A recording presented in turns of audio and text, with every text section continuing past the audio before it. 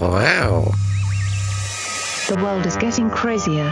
People are acting more and more insane. The end of the world is tomorrow. Tomorrow. There's only one thing to do when the world is falling apart. Listen to Basil and Gonz as they discuss this week's news and events through the lens of Bible prophecy. You are listening to Canary Cry News Talk. You're listening to Canary Cry News Talk. Today is December 9th, 2020. This is episode 274. And today, McPFIZER WACCINE VENOM. And don't panic, I'm your best buddy Basil. And this is Gonz. Welcome to the podcast where we report the egregious while pointing to Jesus, where we will likely offend you because we can be facetious. Supplement your weekly news digestion with us so you can get a well-rounded, biblically grounded intake of world events. Welcome to the show. Boom, chicka, chicka, what? Oh, well, here we are, Gonz. We're back for show number 2 of Vaccine Week over there in the UK. We've got a short note from one of our UK listeners coming up a little bit later. But if you're out there and you're from the UK, send us an email at canarycryradio@gmail.com. Let us know your experiences during Vax Week. But before we get into that, Gonz, I gotta say, I'm having an interesting experience. I am wearing contact lenses inside of me VR helmet. Wow, that's interesting. Yeah, it actually helps a lot. Oh, good. Of course, I do wear glasses. I can't wear them in this thing. But I noticed, even in the virtual world, when things get too far away, I can't see them, which is really weird. I don't know how that works. It doesn't seem like it should be that way. But I am now wearing contact lenses in the cyberverse, and it helps. It helps. Yeah, it's really interesting how you can keep those googly eyes open the whole time. He never blinks, folks. Never blink. Very dedicated. I'm the watchiest watchman. That's a good one. Yeah, we call ourselves watchmen. You're really keeping an eye. You better be the watchiest. The watchiest. Also, I want to give an update to all our dear listeners who care so deeply about my physical health. Don't worry, I've started the workout regimen. It hurts, and I hurt all over. Taking my creatine and my protein, getting back in business, baby. I was really convicted about the impending martial law and robot apocalypse, and kind of seemed like a time of history where I'm gonna need to be able to at least run a little bit, maybe climb over some fences or crawl through a field or something. So I figured just for survival purposes, I better be able to at least be able to lift myself up off the ground without having every bone in my body crack and me make the noise. Well, that noise, once you pass 30 years old, that noise doesn't go away. But it kind of came out of nowhere. Yeah. Once I turned 30, it was just that noise came out for no reason sometimes. Yeah, like getting out of bed in the morning. Although the amount of pain that you feel in your body, that is not indicated by the moan and groan. Yeah. Which is good. You're taking precautions. You're doing your preparation, your own type of preparation. Yeah, I have plans. It's an oft overlooked aspect of prepping. Yes, got to have your physical body ready. I'm also considering my own form of prepping, and everyone's got to wear a mask anywhere you go in California. So I thought I would go ahead and order a Mandalorian mask helmet, and just walk around with the helmet on. Yeah, just to and I want to get the little baby Yoda ears for my little baby boy. And then I can just really, make the whole thing happen. And the other thing would be really cool. And I'm trying to convince the wife, not really working so far, but I want to drive a DeLorean so I can be a man in a DeLorean as a Mandalorian. The Mandalorian DeLorean. Yeah. Yeah, I like that.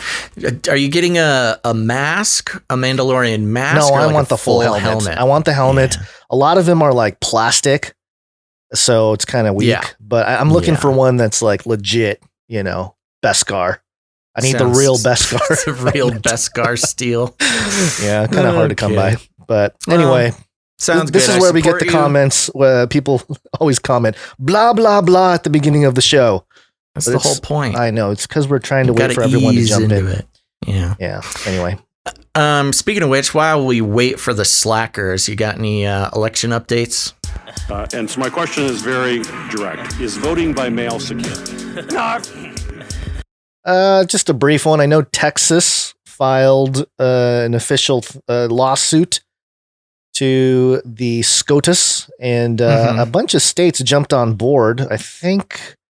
Okay, so to the Supreme Court of the U.S., the state of Texas versus Commonwealth of Pennsylvania, Georgia, Michigan, and Wisconsin.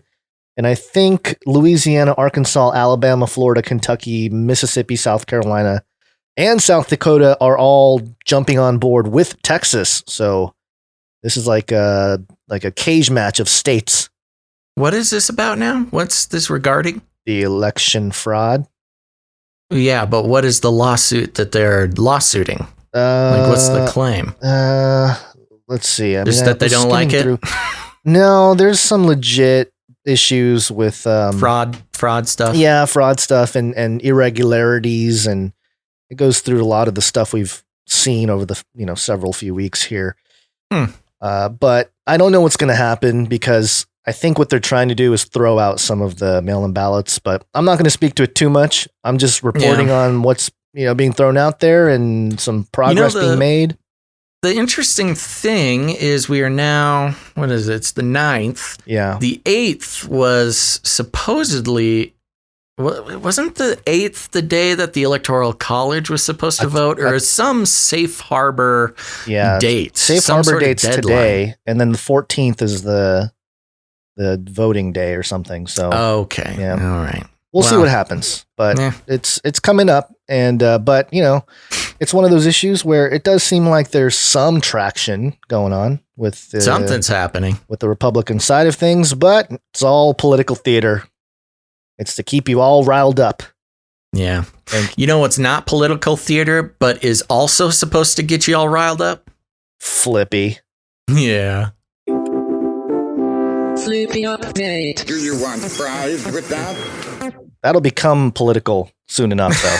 It will. And this is even a little political. It is. So this is the Flippy update, folks. If this is your first time listening to the show, let me learn you something. Flippy is the colloquial name for the disembodied robot arms that are taking our jobs, enslaving our children, and flirting with our spouses. Wow.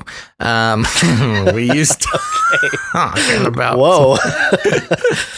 we used talking about Flippy as a proxy conversation to quickly talk about how robotics and AI, just kind of tracking the progress of world domination. And today, this story is coming from pghcitypaper.com. So this is a local news outlet, I believe from Pennsylvania, I think. Yep. But the article is headlined, Pennsylvania legalizes autonomous delivery robots, classifies them as pedestrians.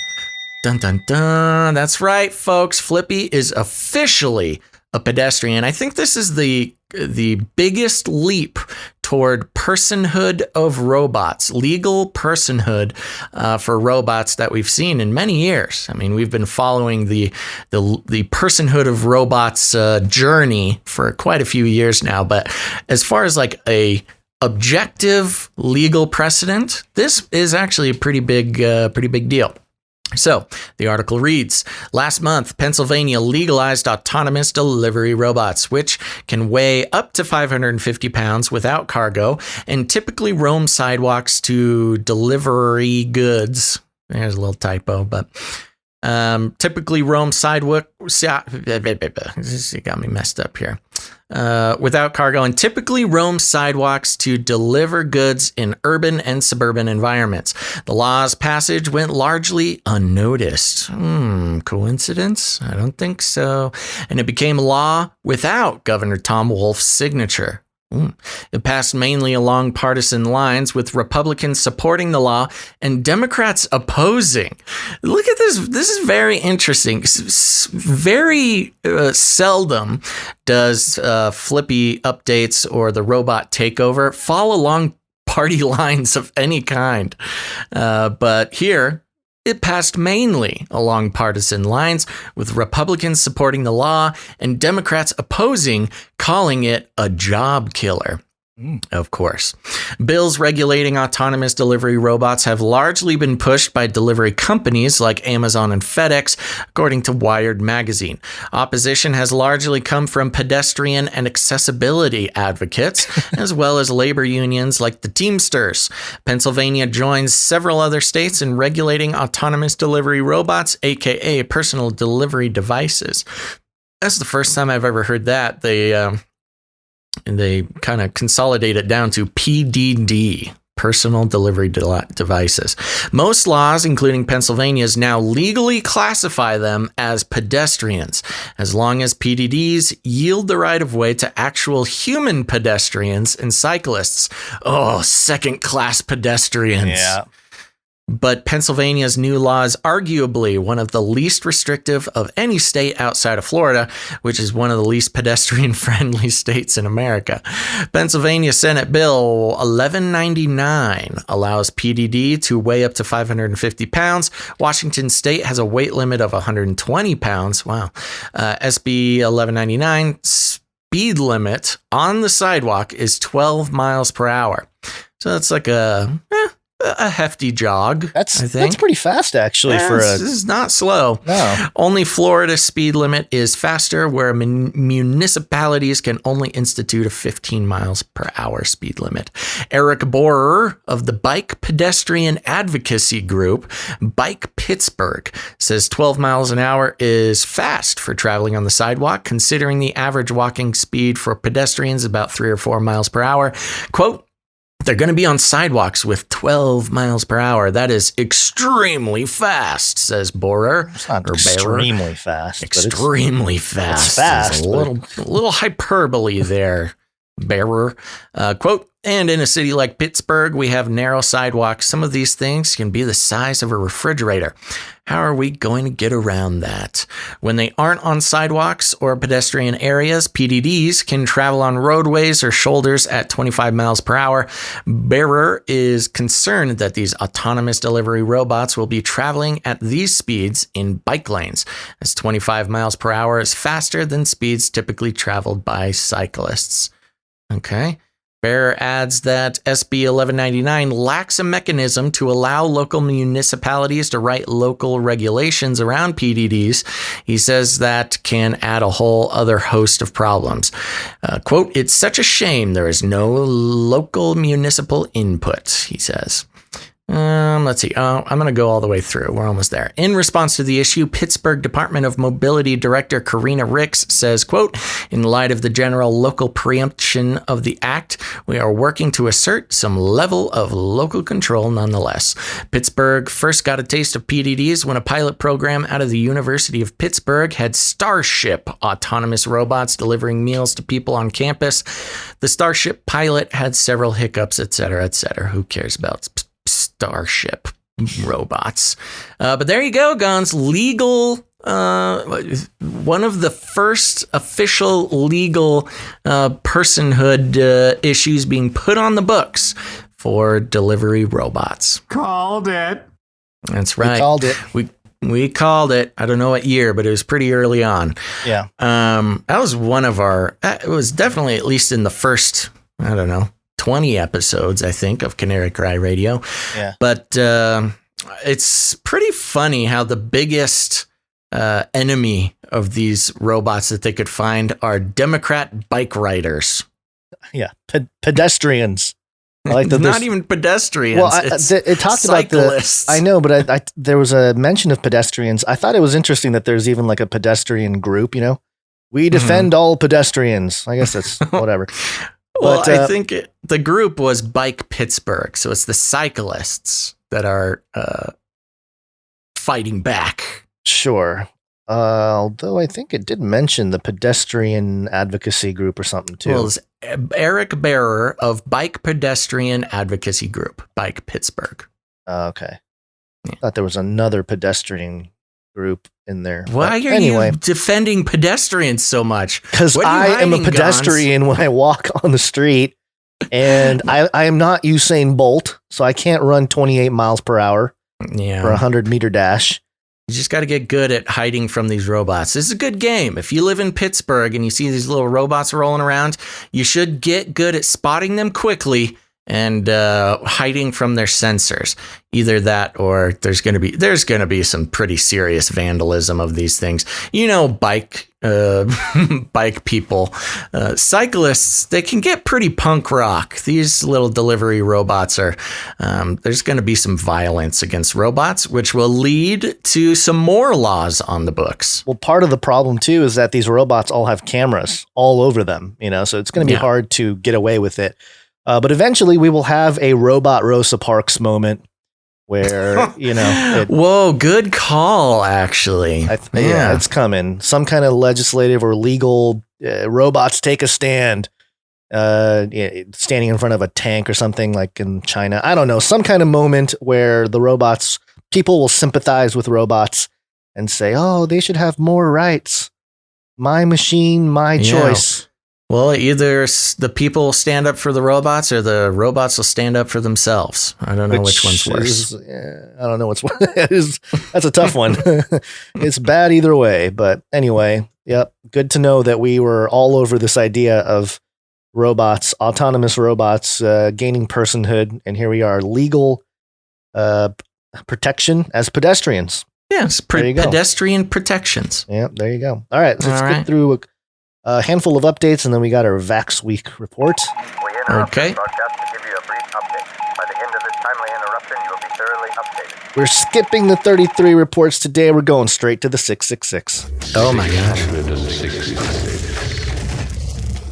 First up, this is 411mania.com. Beastia666 says his parents have been hospitalized due to COVID-19. Oh. Rough. Yeah. For this luchador. So there's one. He's a luchador? That's what it says. Wow. Yeah, but the best part here, Beastia666 has revealed that his parents, Damien666 and Lupita Lizarraga, have been hospitalized due to COVID-19. The luchador posted on Instagram to announce that both of his parents have tested positive for the virus and are currently in the hospital. I like how the two generational 666 moniker it's like a there. legal last name. Yeah, Dad 666 and Boy 666. So there's one. We got another one here. This one's a little bit more subtle. This is lmfm.ie. Coronavirus update. Healthcare workers and students among those most affected by COVID-19. And yeah, where's the 666 in the headline? Oh, it's down here. Teachers counted for 666 confirmed cases. Oh, no. Yeah, so there you go. A couple 666 updates for you. And let's see. We also have a monolith update that we skipped in the last episode, but here we got it here. Aliens. Actually, I was looking for the Elon one where Elon says, "Where are the aliens?"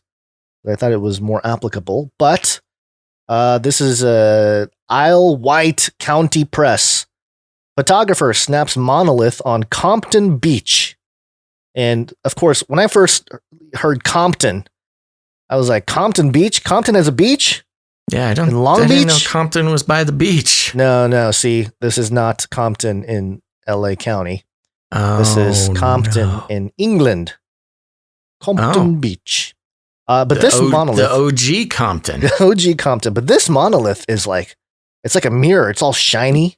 Yeah, this one's much shinier. It looks more well crafted. It's got a little pyramid on the top type of illusion there. This doesn't seem like the same craftsmanship of some of the other monoliths. Yeah, it's gonna get better and better as they reveal themselves. Looks the Galactic looks Federation. a little bit more like an obelisk than It the other does. ones. Yeah, it's got an obelisk look from the front, but then actually all of them kind of had that. It's not an exact block thing like in Space Odyssey 2001. But I consequently looked up the book Scientific Dictatorship by the who are the brothers there? Blanking on the name of the brothers that wrote the book in like 2006 or something like that. But at the very beginning of the book, it talks about, you know what? I brought the wrong quote up.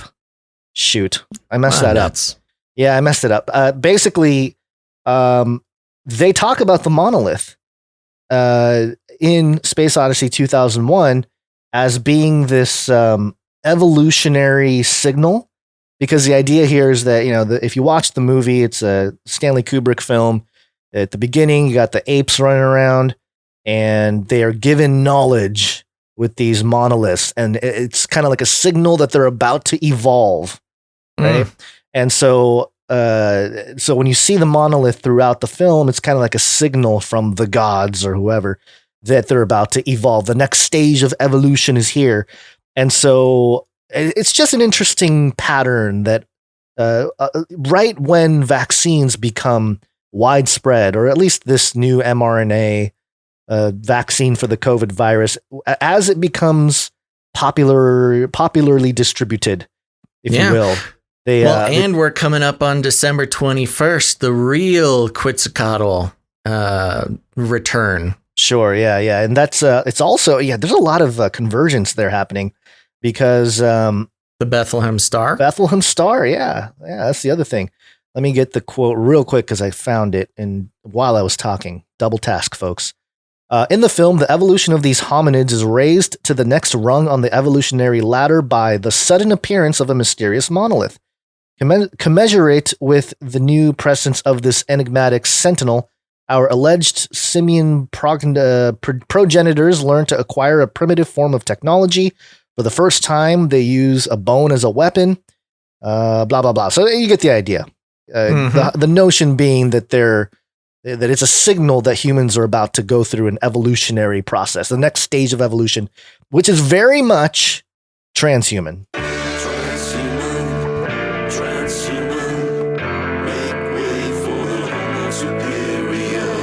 And that brings me to, yes? Oh, I was just going to say, what an age of deceit we're living in. Oh, absolutely. It brings me to ladbible.com. Trans species man has 2 fins implanted in his head. Oh, it's been a while since we've seen one of these guys. Yeah, a man who claims to identify as trans species has had 2 fins implanted into his skull. Oh my God. Manel Munoz from Catalonia, Spain, known artistically as Manel de Aquas, says he doesn't feel as though he's completely human. And the 24-year-old has now had 2 500-gram silicone fins, which he designed himself, surgically attached to either side of his head. Oh my gosh. There's a photo of him for those of you watching online or live anyway on the video. Them. They're just... They don't blend or anything. They're just white little fins. Yeah, he could have done better too. That looks uncomfortable. Are those ropes hanging from them too? Like for his glasses? I was trying to figure out. I think maybe he's trying to give like a headphone vibe. Sure. I mean, it would be nice if they actually did work his headphones or increase his hearing or something. This seems more of like an aesthetic type of deal. But there's a picture of him. What appears to be some wires attached to him to some some solar panels. Yeah, some solar panels or whatever. But I don't know if they actually do anything. But are you ready to become a cyborg, Basil? Because this guy is. This is so weird. This is like the least sort of interesting looking, invasive surgery to add some.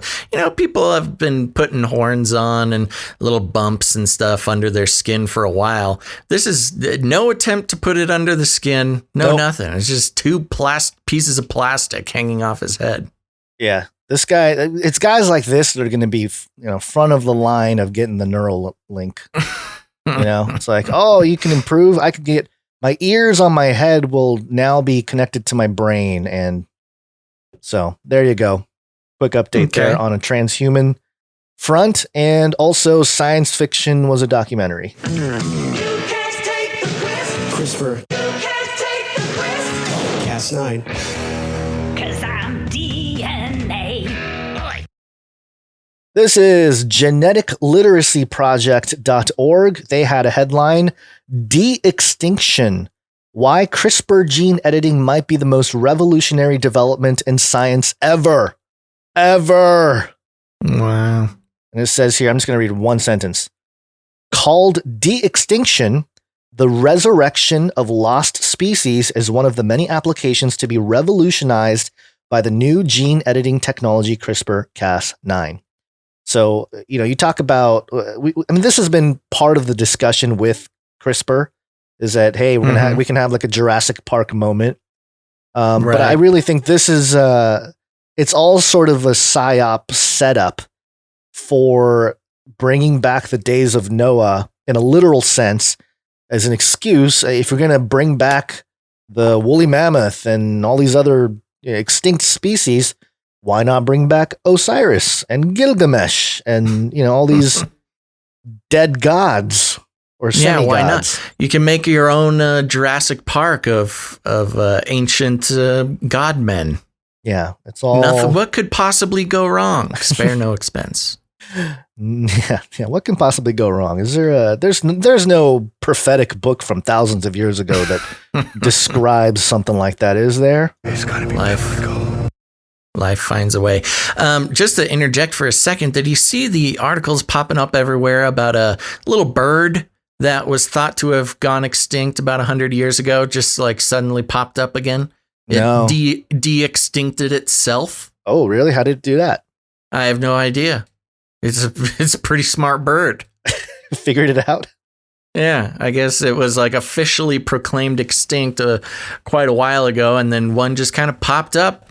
Somebody saw it, so there you go. Nice. Maybe it's It's Osiris bird. It's the resurrection of the Osiris bird in the bird world. They're all panicking. They're all. It's the Antichrist bird. One last quick update here, and this one is pretty concerning when it comes to the cyber winter and the cyberdemic that we've been touching on recently. BBC.com, U.S. cybersecurity firm FireEye, their logo is literally an eye that's on fire, hit by state-sponsored attack. And this is really not a good thing. U.S. cybersecurity firm FireEye says it has recently been attacked by a highly sophisticated threat actor, believing the hacking was state-sponsored. In a blog, FireEye CEO Kevin Mandia said company tools used for testing customers' security has been stolen. The attacker primarily sought information related to certain government customers, he wrote. The blog did not say did not say who might have carried out the attack.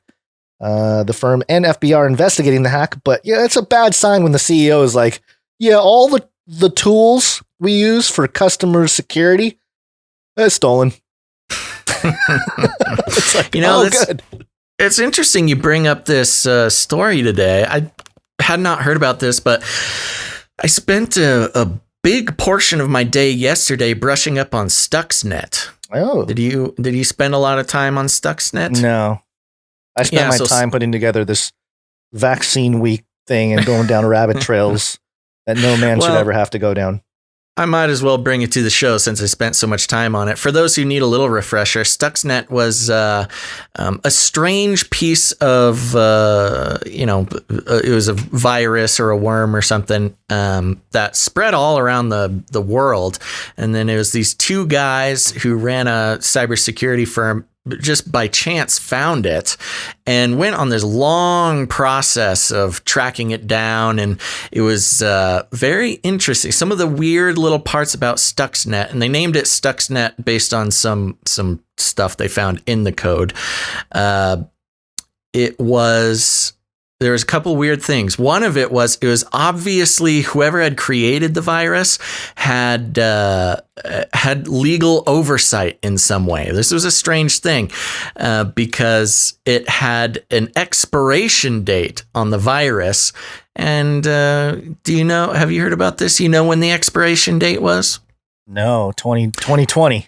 The expiration date on this virus was the day before Obama took office. Oh. So, yes. So Stuxnet, in the end, they figured out that it was a virus spread by the United States government, and it was specifically designed to get into Iranian nuclear facilities and make them go haywire. And so Bush, before Obama, put together this, there's this cyber warfare, like really extreme cyber warfare that was glitching out and destroying all these Iranian nuclear facilities. And it just happened to get out into the public. They didn't mean for it to get out. They made a little error. And then like everybody's computer on Earth had this virus on it that was supposed to take out nuclear facilities. And only now has there been like a bunch of declassification and whistleblowers and stuff talking about it. And I guess they took out like over 1,000 nuclear centrifuges in Iran all the way up until the day Obama took office, and they had to it needed to expire before Obama took office because they legally they needed Obama to reapprove it. You can't have a cyber war going through a past from a past president not approved by the new president. So pretty fascinating. There's a lot more details, but it started with like this story, just a private contract, not even a contractor of the U.S. government, just a private security company found it and blew the lid off this whole thing. Yeah, it says here that it's understood now that the cyber weapon was jointly built by the U.S. and Israel. So, yep, there you go. Israel always got their fingers all over stuff with the U.S. Yeah, there are that rides the beast. Proxy government over there. Yeah, I'm just picturing Bush Jr. trying to lead like some kind of internal memo conference or a little meeting conference call on that, we can't get this worm. And weapons of mass destruction. Start a bunch of fires in their the nuclear worms. facilities. That's interesting too, because there was a lot of rumors in the New Age world in like the late 2000s, early 2010s about how UFOs disengaged nuclear facilities. Do you remember that?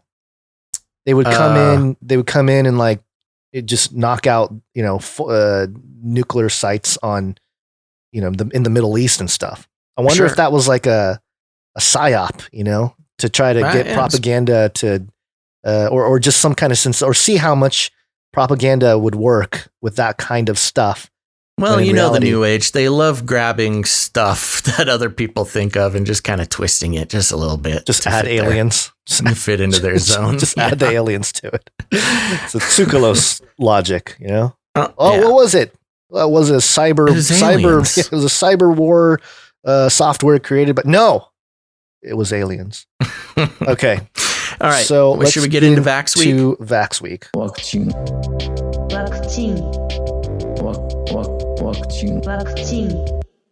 Okay, right. Gantz, I think I would actually like to start with reading this little note from one of our UK listeners. Okay, let's do it.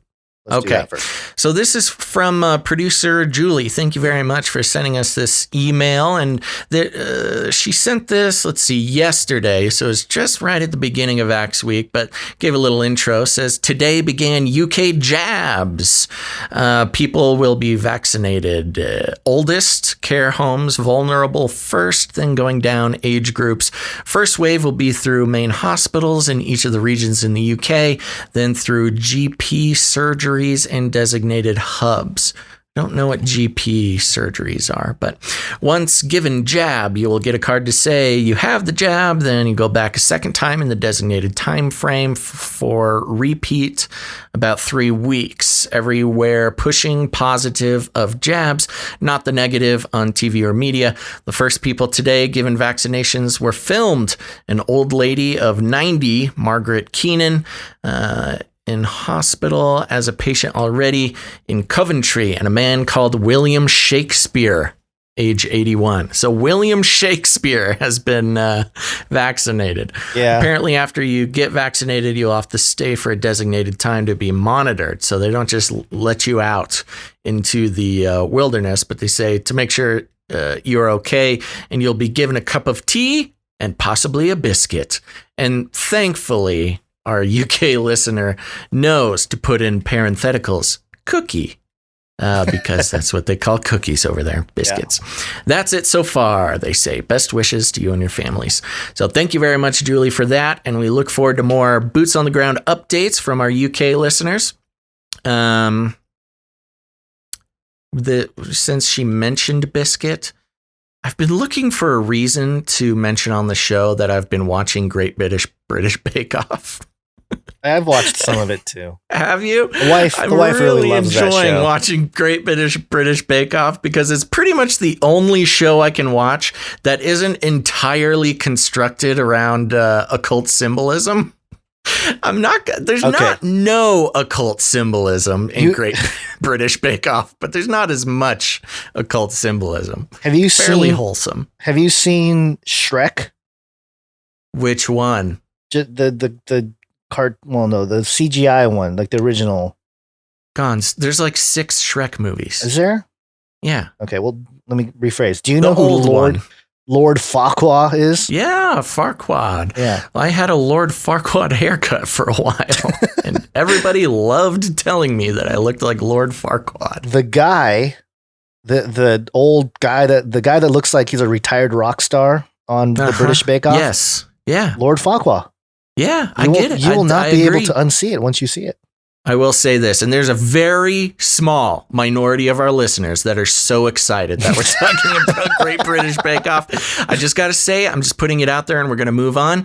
I liked his haircut in the most recent seasons, and you go back, you watch past seasons where he has short hair, really trippy. I don't recommend it. Okay. Also, I miss the bald guy. All right. Well, not a big moving fan back to Vax Week. Okay, back to Vax Week. If I can get control of my thing here, let's jump in. Quick thing from Canada here. Yes. So this is globalnews.ca, and I wanted to do a couple setups to the main, or a couple main stories about who's gotten the jab. But this one is titled "Neo-Nazis, Extremists Capitalizing on COVID-19 Declassified CSIS Document Says." Wow. Yeah. So, oh my gosh. This is the Canadian folk up there. Extremist groups have been promoting disinformation about COVID-19 in an attempt to capitalize on the pandemic, according to declassified Canadian intelligence files obtained by Global News. Neo-Nazis, white supremacists, and anti-government extremists in particular have been using COVID-19 conspiracy theories to attract followers, raise money, and encourage violence, the document says. Oh my gosh. The secret national security brief prepared for senior Canadian officials and shared with foreign governments links disinformation about the virus to what it calls ideology-motivated violent extremists, IMV. So yeah, we're going to be, they're just coming up with terminology now. IMV. They have their own acronym. IMV extremists. Like I am vendetta. But so there you go. I mean, it's just whatever. Like these people come up with they always blame the same neo-Nazis, white supremacists, and anti-government extremists. Well, this is some nice programming to say if you question the main narrative and if you point out flaws in the main narrative, then you're an ideologically motivated violent extremist, because only horrible people question the media. It doesn't make any sense. And one more quick setup before the UK stuff. This is from kfgo.com. And the headline is, as UK prepares to roll out COVID-19 vaccines, skepticism remains. And you know it's a UK article because they spelled skepticism with a C, SCEPTICISM. And it says here that a sizable minority of people believe conspiracy theories about the coronavirus and COVID-19 vaccines. Some experts have warned, just as countries prepare to launch mass inoculations to get the pandemic under control. The quotes here are, I just have it highlighted. Quote, what we're finding is, in the wake of the pandemic, that conspiracy beliefs may have gone mainstream, that they're no longer confined to the fringes. Daniel Freeman, professor of clinical psychology at Oxford University, told Reuters. I delight in this idea that these, hoity-toity professors are like, oh, these fringe ideas have gone mainstream. It's out of control. Mm-hmm. He also says around a quarter of Britain's population are entertaining such thoughts.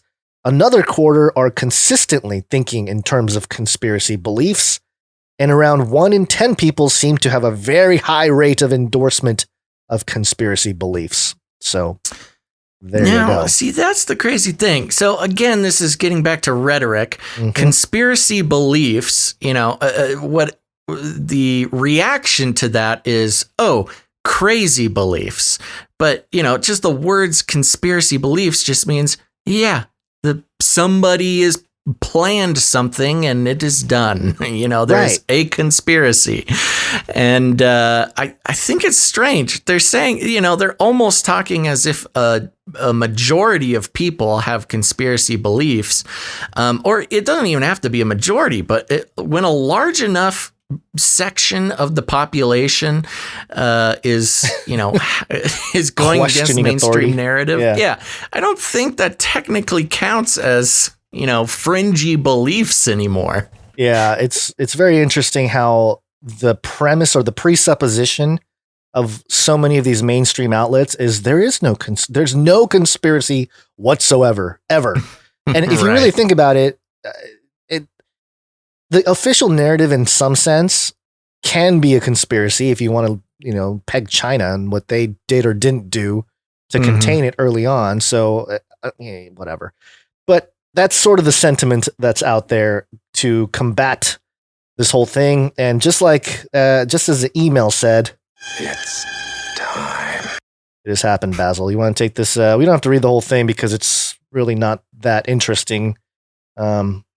Which one? This is BBC.com. COVID-19 vaccine. First person receives Pfizer jab in UK. Yeah. A couple of these are just not that interesting, but it was just reiterating Margaret Keenan, who turns 91 next week, said the injection she received was the best early birthday present, she said. It was the first of 800,000 doses of Pfizer-BioNTech vaccine that will be dispensed in coming weeks.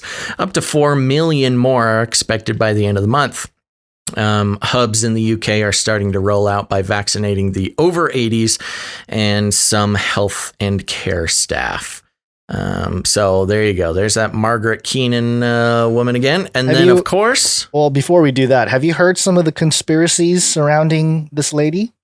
Well, there's that picture of her making a Masonic hand signal. Which, I saw that. She's holding like a bottle or something, right? Is she? Yeah. Really, so it's kind of like close enough to see. It's kind of like, okay, maybe, but I wouldn't bank any kind of reality on that. There was that other thing going around that this lady is like an actress or a crisis actress, and they had a picture. Yeah, they had like a picture of one of these crisis actors side by side view. Very hard to tell when they have a mask on. You're talking about the nurse. No, I'm talking about the actual lady who got the jab. Oh, interesting. I didn't see that about her, although that would make total sense. There was also, I'm not sure if you have it in here. You have the thing about the New Zealand president or prime minister or whatever they have over there. No. There was video of her getting the jab. I believe it was her, and it was just obviously the cap was still on the syringe. The person giving it, the person giving it to her, was hiding it with her hand, but you could see it for a second. And then I believe there was, I just kind of skimmed by it, so I didn't save it. But the nurse who gave the vaccine both to Margaret Keenan and William Shakespeare was the same nurse, and they were in totally different areas of the country. They're far away from each other. Yeah, I didn't catch this that nurse one. just happened to be able to teleport to both sections. The Galactic Federation of Light are here, and they can do things like that. Yeah, that's true. Although they do have the video of William Shakespeare getting his vaccine. That is definitely a real needle, and it definitely goes in there. It definitely goes in. So he got the real one. Well, I mean, they can easily find a heroin addict on the streets of UK there. Yeah. And they can, especially one that easy. thinks that they... Place is crawling with them. Yeah. Especially one that thinks that they're William Shakespeare, which is Reuters.com. In England, William Shakespeare receives COVID-19 vaccine. Here's a video here. For those of you watching, he's sitting there and looking real. Man, that needle is, ooh. And of course, the jokes floating around Twitter were the taming of the flu and the two gentlemen of Corona. Some good patient to be or not to be.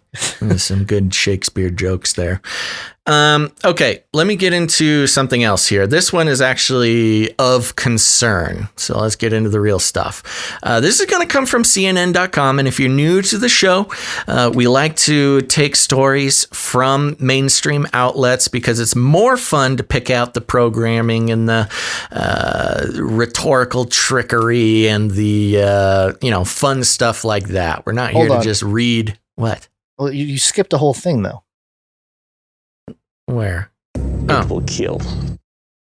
Which is the same story, I guess. We'll do that one too.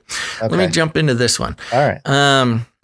So this headline for the CNN article is allergy warning for Pfizer BioNTech vaccine after UK health workers with allergy history suffer reaction.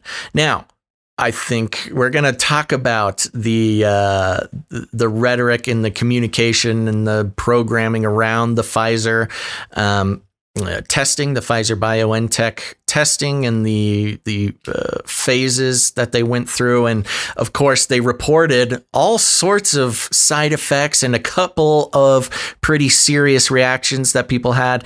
Now, of course, now they're coming out and giving the vaccine, they are changing their story a little bit that nobody has ever been hurt by this vaccine and it's totally safe. But we'll get into that a little bit more. But it took one day. One day of the vaccine being given out to find some bigger problems. Here's the article. People with a, quote, significant history of allergic reactions should not be given the Pfizer BioNTech coronavirus vaccine. UK health authorities said Wednesday after two healthcare workers experienced symptoms after receiving a shot the day before. Like experienced symptoms. The precautionary advice was given after the pair, quote, responded adversely following their shots on the first day of the mass vaccination rollout in the UK. National Health Service England said Wednesday. The two staff members who both carried an adrenaline autoinjector and had a history of allergic reactions developed symptoms of anaphylactoid reaction after receiving the vaccine on Tuesday. Thousands overall were vaccinated in the UK on Tuesday, NHS England told CNN on Wednesday. So, yeah, for those who don't know, anaphylactoid, or an anaphylactic shock, as people refer to it more commonly, is a pretty serious reaction. I mean, it's a potentially fatal reaction that if you don't have your little EpiPen or adrenaline auto-injector, you very, very easily could die. The article continues, quote, as is common with new vaccines, the MHRA, Medicines and Healthcare Products Regulatory Agency, have advised on a precautionary basis that people with significant history of allergic reactions do not receive this vaccination after 2 people with a history of significant allergic reactions responded adversely yesterday, said Stephen Powles, the National Medical Director for NHS England, in a statement. Both are recovering well. The MHRA issued new advice to healthcare professionals stating that any person with a significant allergic reaction to a vaccine, medicine, or food. That's a pretty broad selection. It's a lot of people. Yeah, that's a lot of people, such as previous history of anaphylactoid reaction or those who have been advised to carry an adrenaline auto-injector. Notice how they aren't saying EpiPen. It is a brand name object, but there is a lot of A, conspiracy theories, but B, what's the word I'm looking for? A lot of hubbub recently, specifically around EpiPen, when that one 30-year-old pharma dude bought the what was it? Not the patent. He bought the patent on the EpiPen and raised it 700% or something, the price of it. Right. So, of course, we got to call it an adrenaline auto-injector. Should not receive the Pfizer-BioNTech vaccine. The advice also states that vaccines, quote, should only be carried out in facilities where resuscitation measures are available.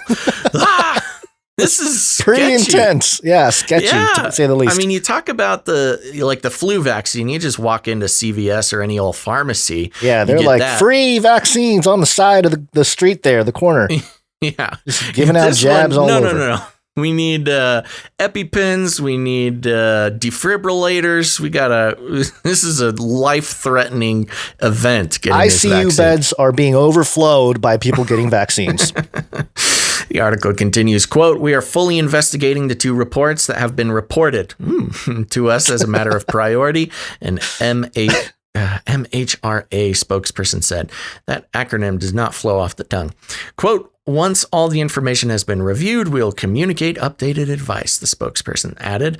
They advised anyone with a history of significant allergic reaction due to receive the Pfizer-BioNTech vaccine to speak to the healthcare professional administering the vaccine.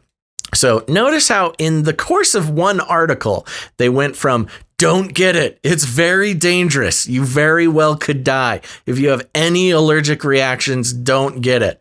And then they made a little switch just speak to the healthcare professional when you're there. Just let them know. Pfizer said in a statement that it had been advised by the UK regulator of 2 yellow card reports that may be associated with allergic reaction due to administration of the vaccine. Is that like soccer? Yellow card. Yeah, you get some time out. Anyways, they kind of just repeat themselves about 40 more times in this article. Sure. So yeah, you got to get the SEO. You know, one of the things that's interesting to me is that a lot of the allergic reaction to things, a lot of those problems come from poor health in general, like generation, not just talking about right now, but GMO foods and stuff like that, I'm sure have contributed to a less healthy population in general. Well, that's the theory surrounding peanut allergies. Yeah. That never used to be a thing. And then suddenly, I think it was the 70s or 80s, is when everybody started being allergic to peanuts. Yeah. So similar in nature to that, they're probably hey, this is where all the killing can begin. Right? Yeah. Oh, man. I wonder, what new allergies will this... what's really interesting regarding, and we'll be talking about the studies in a little bit here. What's really interesting is, they allegedly tested this vaccine on almost 80,000 people before releasing it into the wild. And I mean, 80,000 people, that's a pretty decent amount of people. You really didn't have anybody have an allergic reaction in 80,000 people when just a few thousand people in the UK got the vaccine in one day and 2 people almost died from it. It's kind of an issue with these testing things is, you fill out your medical questionnaire and it'll, of course, ask about allergies. And I wonder if they just didn't let anybody who had allergies go, be in the test phases, because that would, that would give bad PR. Yeah. Well, I thought the timing of this information that we're about to cover, I'm sure many of you guys saw it out there. The timing was egregious, and this is part of the whole narrative here. It will kill. And this is not the right one. Here we go.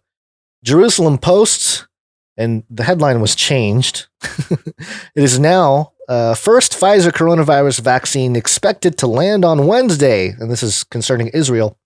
The headline used to read, Pfizer announces death of 2 trial participants. Mm-hmm. Because the sub headline here, this says FDA announces death of 2 Pfizer vaccine trial participants. Vaccine expected to arrive in Israel Wednesday. I don't know how that builds confidence for the population of Israel. But this article states the public is likely to begin vaccinating in less than 2 weeks as vaccines arrive in the country and health funds and hospitals prepare to administer them. Health Ministry Director General Chezi Levi informed the country's health funds on Tuesday that they should prepare for the vaccinations to begin on December 20th. Oh, that's an interesting date there. Day before the end of the world. A senior health fund official said that the hospitals and the funds will start vaccinating in small numbers at first, but are expected to begin larger scale community vaccinations right after Christmas, when a large shipment of Pfizer vaccines is supposed to arrive in Israel. At least 110,000 doses of the Pfizer coronavirus vaccine are expected to arrive today, and medical staff at Tel Aviv Sourasky Medical Center have signed up to be the first to be inoculated. And it goes on here and talks about, let me try to get to that part where it talks about the deaths here. It's safe and yes and that. And did they change the article? They might have changed some stuff to... Well, they did. They changed the headline. Well, I know they changed the headline, but... Yeah, so of course there's going to be some updates there. Let me try to find... Okay. The association noted that in large trials of tens of thousands of people, death can occur without any connection to the trial, but that companies such as Pfizer are required to report those deaths.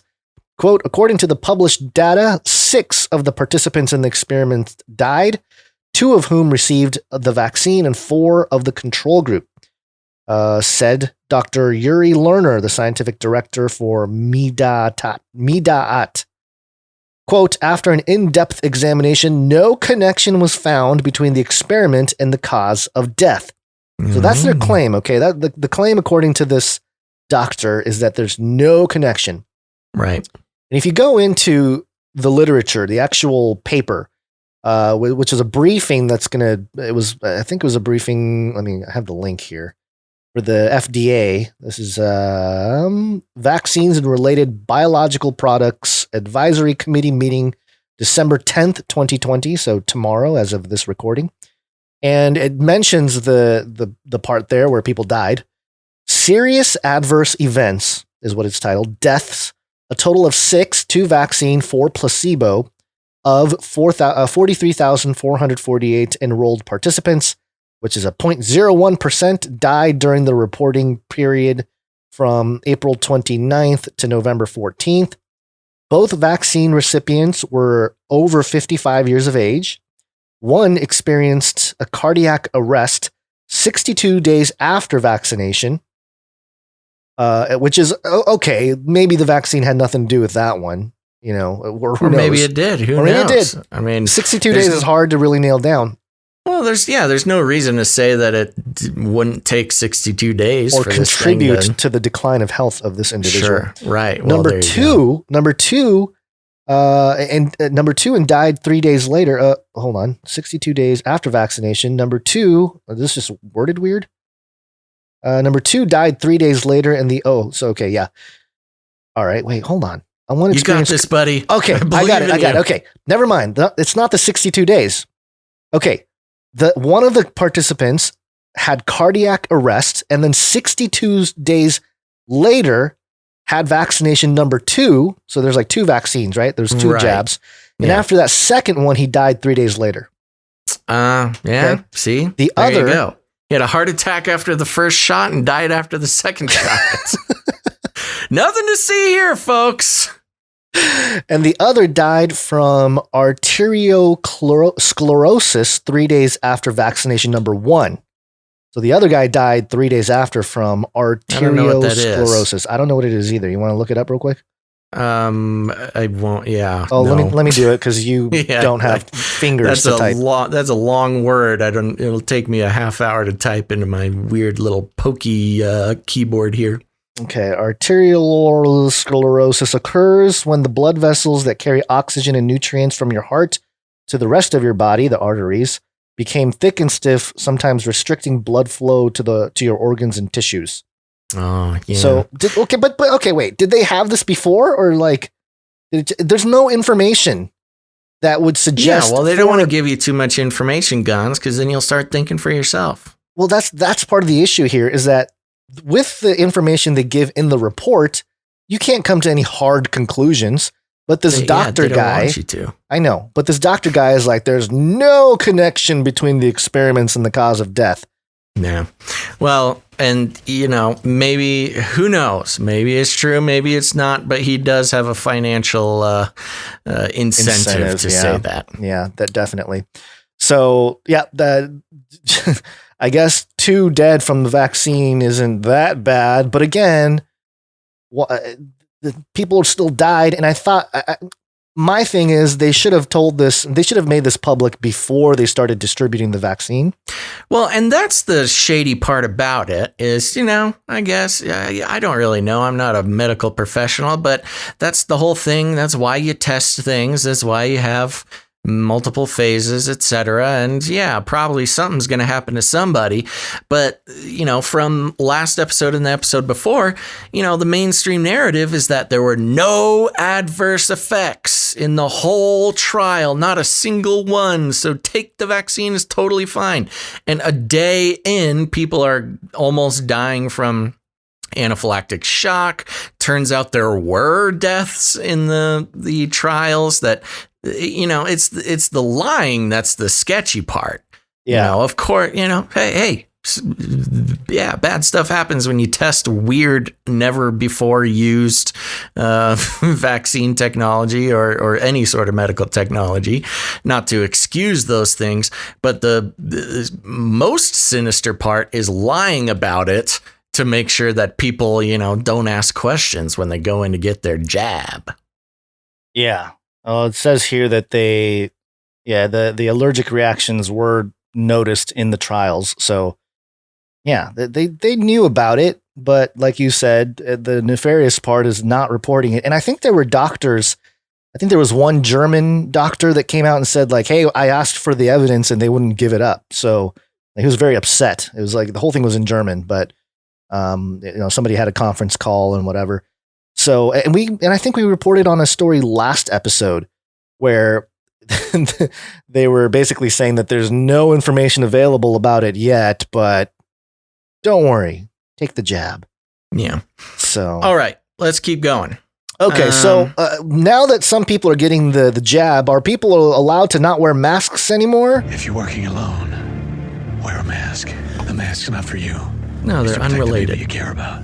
Unrelated. CBSnews.com. Will I have to wear a mask once I get the COVID-19 vaccine?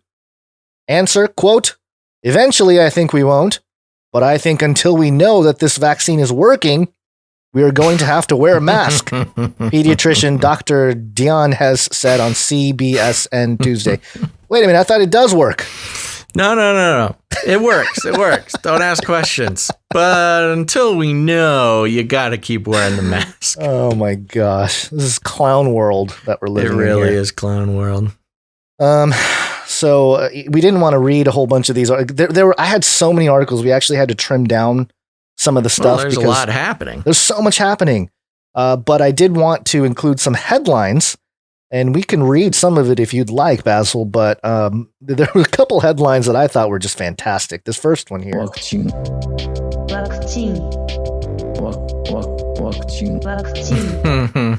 Is this one is fun. I do want to read a little bit of this. Go for can it. I take this one? Yeah, This is from absolutely.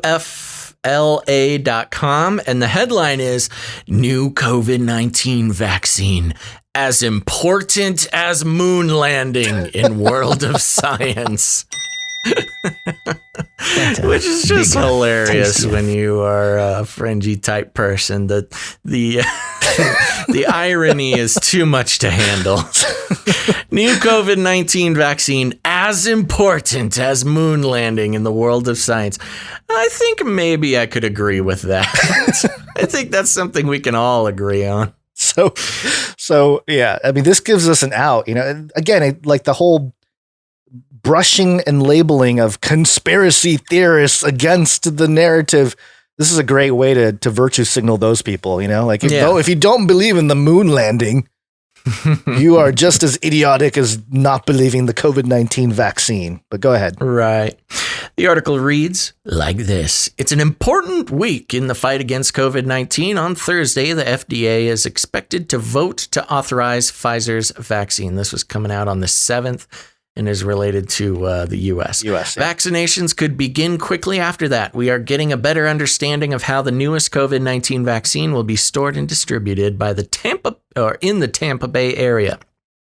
Tampa General Hospital is one of just 5 hospitals in the state of Florida that will get the vaccine first. Quote, what we're watching is really a moon landing type of endeavor that's happened the past 5 or 6 months. Said Dr. Jason Wilson at TGH. You mean the big hoax, the giant hoax? Where they duped the entire population of Earth with fake footage of the moon from... Okay, go on. Orchestrated and put together as a Hollywood storyline in order to further the agenda of people in charge. That's basically it. Then it just talks about a lot of the same vaccine stuff, but I just like that quote. What we're watching is really a moon landing type of endeavor that's happened the past 5 or 6 months. Yeah, that's fantastic. Good to know. Great job, guy. Who is this guy talking? What's his name? I lost it. Jason Wilson. Dr. Yes. Jason Wilson. Jason Wilson. Dr. Johnny Bananas. I'm sure somebody got in his ear too, like make it sound really important. What's the most important thing moon landing? Really hardcore. The indisputable truth of the moon landing. And you know, the virus came from China, so of course that's racist. That's right. I technically, can I say that? Am I allowed to say that? Am I allowed to say that it came from China? It might be more racist if you say it. Maybe. Yeah, they don't like us Japanese people over the there. Japanese and the Chinese. We've been mean to them in the past. But here's some Chinese mean news. to each other. Sure. Welcome to Chinese News! abcnews.go.com. Sinovac aims for 600 million dose capacity for COVID vaccine. Chinese vaccine company Sinovac says it is planning to complete a new facility to double its annual vaccine capacity to 600 million doses by the end of the year, while also securing a $500 million investment in a boost to its COVID-19 vaccine efforts. So this is in Taiwan, so cashing in. And, well, Bill Gates gave us the math. He said he makes 22x's his money in the investments in vaccine. He makes 22 times what he invests. It's a why not pretty 33? Good market. Yeah, why not 33? Might as well just get there. It's a great product when basically all of society, the mainstream media, and governments require people to use your product, or they're bad people. Yeah, definitely. But my whole thing is why would you get a vaccine that came from China? And well, that is, that's something that just sort of passed by a few months ago. We did mention it on the show, but allegedly China's had a vaccine for like 4 months or something like that. Right. And so they hoarded the sequence too. They didn't share the sequence of the virus with the world. So there was an issue there. But anyway, yeah, I just think I think the world has trust issues, except for those that are willing to take this, like Brazil, Turkey, and Indonesia. They're all compromised. Is my quick analysis of the situation. You don't say. China. Okay. This next one. This one is this headline. We can even get into this real quick too. This is part of a giant psyop, in my opinion. Talking about the psyops. Yeah, talking and about this Flipboard one. Yes. Did you ever have the feeling that you were being watched?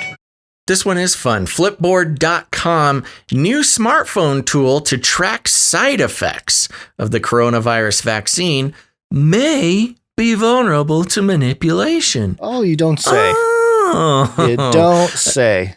A new smartphone technology designed to provide real-time warnings of side effects in the first Americans vaccinated against the coronavirus may be vulnerable to manipulation, raising concerns malicious actors could gain access to the system to undermine confidence in the shots.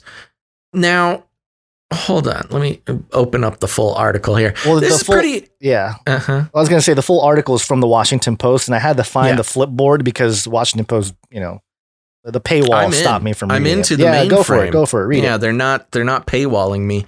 So yes, a new smartphone technology designed to provide real-time warnings of side effects in the first Americans vaccinated.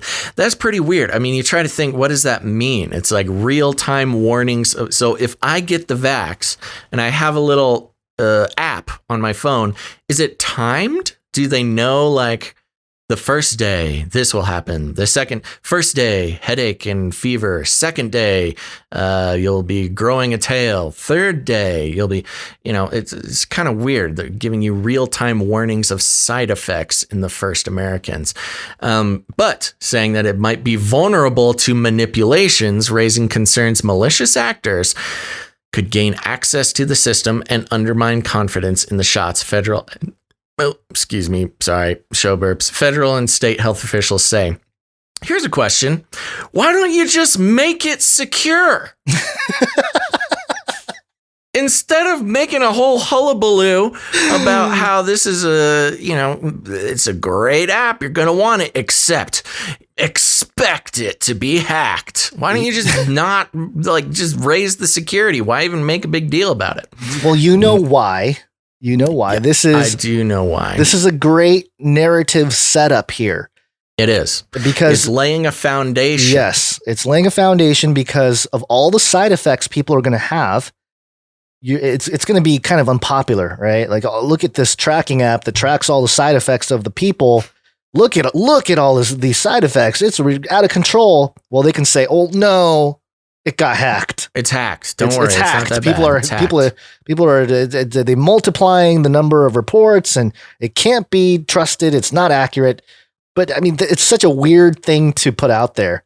You know, there's no reason to put it out there otherwise. Like, why would you put out there this app that tracks all of your side effects can be hacked? Well, let's learn more. The text messaging system called vSafe, vSafe is very safe, is intended to provide early indications about possible adverse reactions from the vaccines. Using the messaging program, people who have received the shots can report symptoms and other health effects, such as missed work. Their responses could prompt phone calls from a team of safety professionals. But the technology is raising red flags for some health and technology experts who say hackers or anti-vaccine activists may be able to access the software to create false or misleading reports. You know what? You don't even have to hack it. It sounds like you can just call and report a side effect. You don't need to be an expert Matrix style hacker. You just call and tell them something misleading. Like the logic of this warning is pretty faulty. Officials' unease is acute because vaccine hesitancy stoked by a well-funded anti-vaccine movement. Well-funded. That's a conspiracy theory. Well-funded. Where is this funding coming from? This is some... I don't think we've seen any of this money. I know. Washington Post's conspiracy theory, stoked by a well-funded anti-vaccine movement that makes prolific use of social and other media, is expected to be a central obstacle to the widespread immunization required to end the pandemic. Not rolling out V-Safe early to healthcare providers and public health workers who will be asked to promote it has also raised concerns. You don't say, because these foot soldiers of the mass vaccination campaign have had little opportunity to see how the system works. That's by design. Of course. Officials at the Centers for Disease Control and Prevention, which is overseeing V-Safe, say they are beginning to increase messaging about the software and how to ensure its proper use. The vulnerability in the new tool, quote, is a potential risk. No kidding, said one federal health official who spoke on the condition of anonymity to discuss internal deliberations. Oh, good. This is what I love. My favorite thing about modern journalism. You can just say an anonymous source and you just get to say whatever you want. This anonymous person who's really high up there knows what he's talking about. Don't worry. It's Dave from the mailroom. Safeguards are in place to block false information from being spread, but using them, quote, eats up time that could be used to investigate actual adverse events, said another official who spoke on similar terms. The CDC said in a statement that the smartphone-based tool was developed to allow, quote, people to report how they are feeling after COVID-19 vaccination to the CDC in almost real time. The voluntary system is in addition to existing safety monitoring programs, the agency said. Reports to V-Safe indicating a medically significant health impact are followed up by trained personnel. CDC vaccine experts may contact the person's healthcare provider to request more information, the agency said. Now that is an interesting detail. The CDC vaccine experts may contact the person's healthcare provider to request more information. This seems like a violation of HIPAA. You know, your medical information is supposed to be private, and you're only, as the person of interest are the only one allowed to give information, distribute permission. Information. Yes. Or at least permission to distribute your medical information. But this does not say with permission. It just says CDC vaccine experts may contact the person's healthcare provider to request more information, the agency said. That seems like a HIPAA violation to me, but who knows? I'm just a podcaster. Podcasterson. The V-Safe platform is in the final stage of development, which includes security testing, the statement said. Okay, well, you should probably continue to do that. The messaging tool promises to give officials a quicker signal of any safety issues associated with coronavirus vaccines.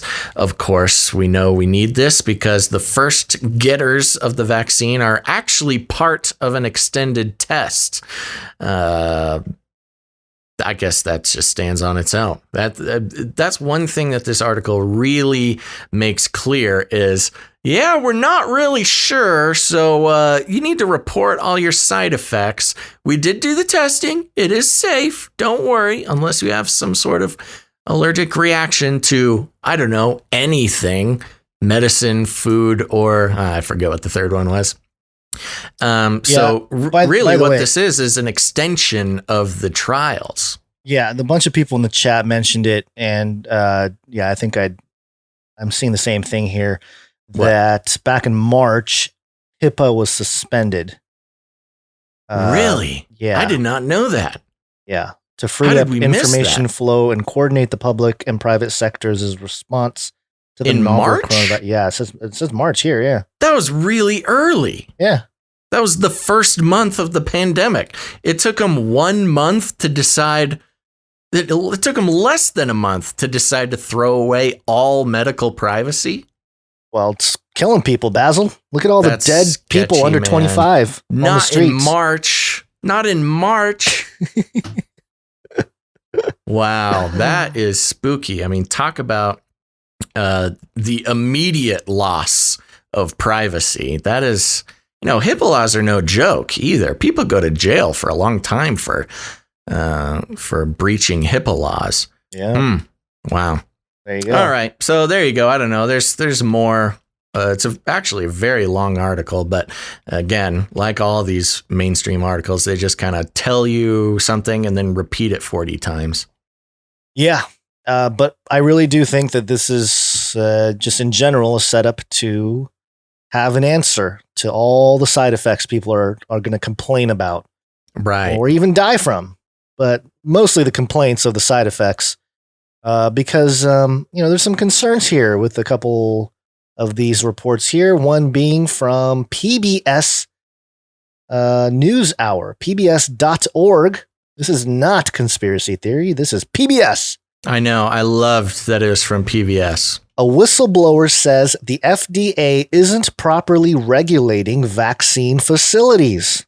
Oh, no. That's concerning. Oh, no. Yeah, so it's actually an interview here, so we're not going to read the article, but the overall thing here, the summary basically, while much attention has been given to approving COVID-19 vaccine, there's been little paid to the facilities where many vaccines are manufactured. A recent investigation in Vanity Fair, your new favorite truth news agency, features fashion magazine turned truth tellers. Well, it is weird that Vanity Fair. We've had a couple articles. Yeah, we've been through this. Yeah. Anyway, Vanity Fair features a former FDA inspector turned whistleblower who says that the FDA is not doing its job. And Vanity Fair contributing editor Catherine Eban, the author of the piece, joins Harry Srinivasan to discuss, and it's a whole thing here. The part that I found interesting was because one of the questions was that this is being picked up by anti-vaxxers. Okay, so this is Hari Srinivasan who says, again, anybody who says, "Oh, that's an interesting piece of information. This is something everybody should know before getting jabbed by a strange rushed chemical." Yeah. So here's the exchange. Hari said, "So this comes in an era where there is increased vaccine hesitancy. The World Health Organization says that that is one of the top 10 problems facing the planet right now. An article like yours. I can easily see an anti-vax community picking it up and saying, here you go. Here's one more reason we should not get a COVID vaccine or any other because these plants are horribly regulated. What's your response to that?" And she responds, Catherine, "Well, I'm glad you bring that up because when these issues first came to my attention, my reaction was, I'm never writing that article because the last thing I want to do is contribute to vaccine hesitancy." Great. What a wonderful journalist. Apologetic. What a great truth-seeking journalist. However, I think it is critical that the FDA does its job. So we were very clear in the article that the anti-vaxxer position linking vaccines to autism is really based on debunked science, full of conflicts of interest. The issue we raised in this story have nothing to do with the anti-vaxxer position. They have to do with whether the FDA is doing the job it is supposed to do, which is ensuring that all these manufacturing plants follow good manufacturing practices. Yeah, and you know what's the saddest thing is that she felt the need to give that caveat. Yeah. Can't you just report the truth without having to kneel and promise that you're not an anti-vaxxer? No, you can't. No way. So this is interesting. Whistleblower calling out the FDA that they're not doing their job monitoring the vaccine facility, which at face value, any objective person would look at that and say, yeah, that is a reason to question these vaccines they're rolling out in 6 months as opposed to 6 years. Anti-vaxxer. No, it's just common sense.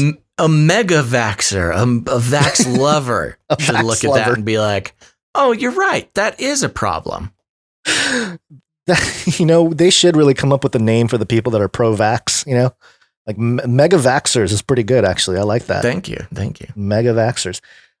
One more quick thing. This is another one of those pieces of ammo that you can look up if you get people that talk about the science and they tell you, Science is truth. Okay, well, then you should give them this article here from mdpi.com. Which, funny enough, is the journal run by the racist Asian from last episode. The white supremacist Asian. Yes, he believes in law and order, so he's a white supremacist Asian. Yeah. The article is titled Relative Incidence of Office Visits and Cumulative Rates of Billed Diagnoses Along the Axis of Vaccination. It's a fancy way of saying just measuring the health of the children, really, the young people who receive vaccines. And it's based on visits to the doctor's office. And it's got the whole study's in there. So people that are better at breaking down the scientific literature can go in there and take a look. But the conclusions, this is the first paragraph in the conclusion section.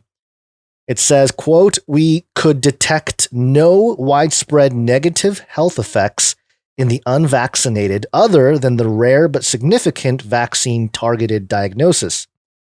We can conclude that the unvaccinated children in this practice are not overall less healthy than the vaccinated, in that indeed the vaccinated children appear to be significantly less healthy than the unvaccinated."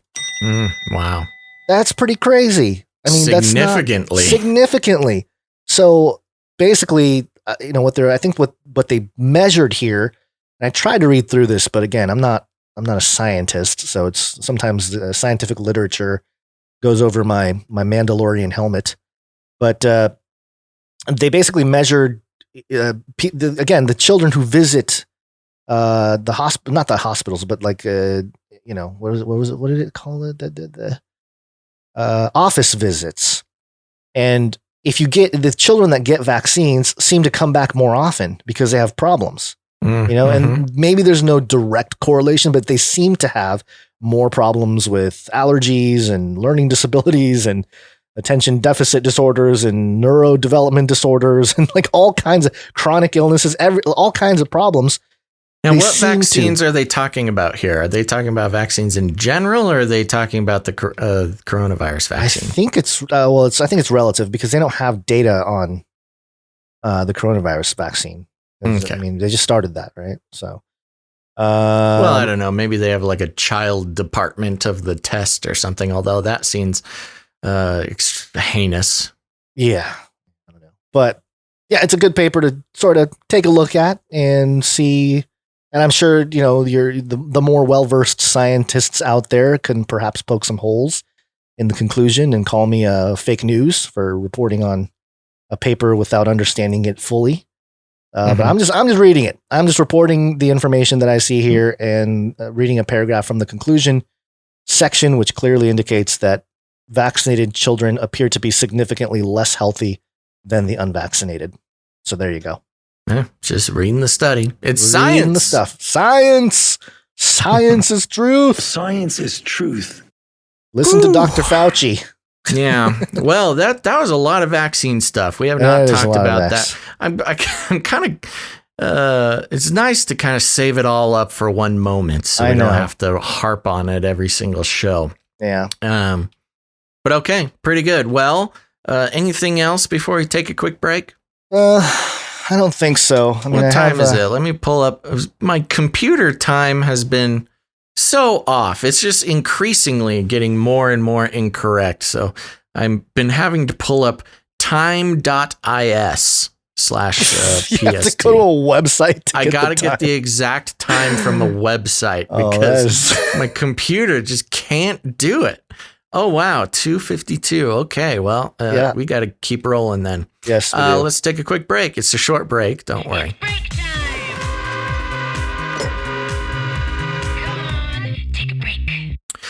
Okay, folks, we're going to take a very short break, but don't go anywhere because after the break, in just a couple minutes, we have a mysterious unknown illness has been popping up in India that they explicitly say is not COVID-19. So we're going to learn about that right after the break. Then we're going to talk a little bit about the data scientist who had a very aggressive raid on her home the other day. And then, of course, everybody's favorite, a Nephilim update. But first, we want to thank some of our producers of the show. What? Producers? That's right, producers. Well, you might notice that we don't read any ads on this show.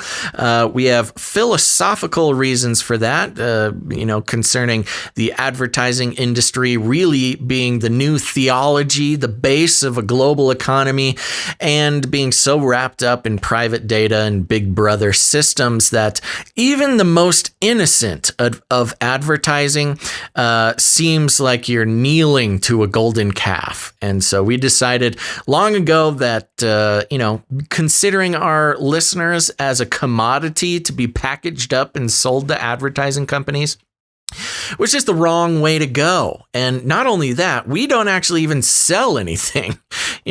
Somebody came to me the other day and they're like, well, it's not really that impressive that you don't advertise.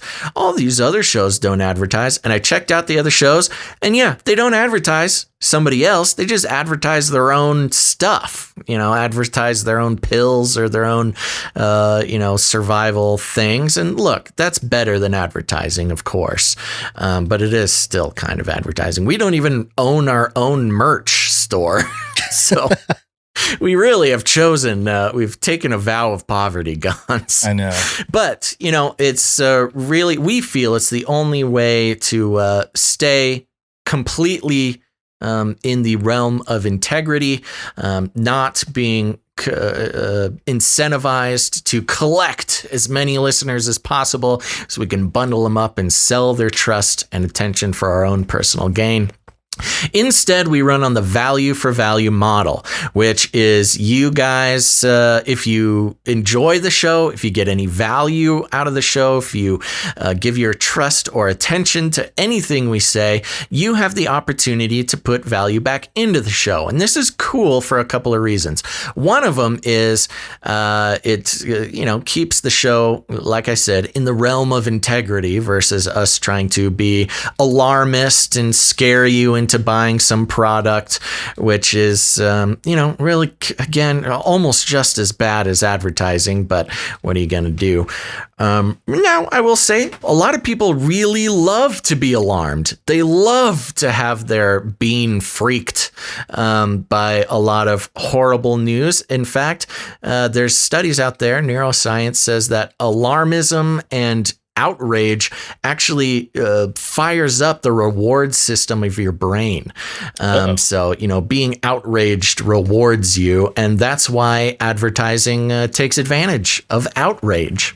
And you see it not just from the mainstream, but you can see it from all sorts of different outlets. So anyways, on a philosophical level, we decided that was not the way to go. Instead, we are value for value. You get the opportunity to rebel against the advertising industry, the entity. It's almost a spiritual entity, this advertising throughout the world. And you get to rebel against that and place your own value on the media you consume. No longer will big corporations and advertising agencies determine the value of the media that you enjoy. I believe it is the future. So, and those who decide to become producers, that's a real title. You can put that on your LinkedIn, put it on your resume, whatever you want to do. Give them our email address, canarycryradio@gmail.com, and we will vouch for you. Now, the easiest way to become a producer is to head over to patreon.com/CCNT.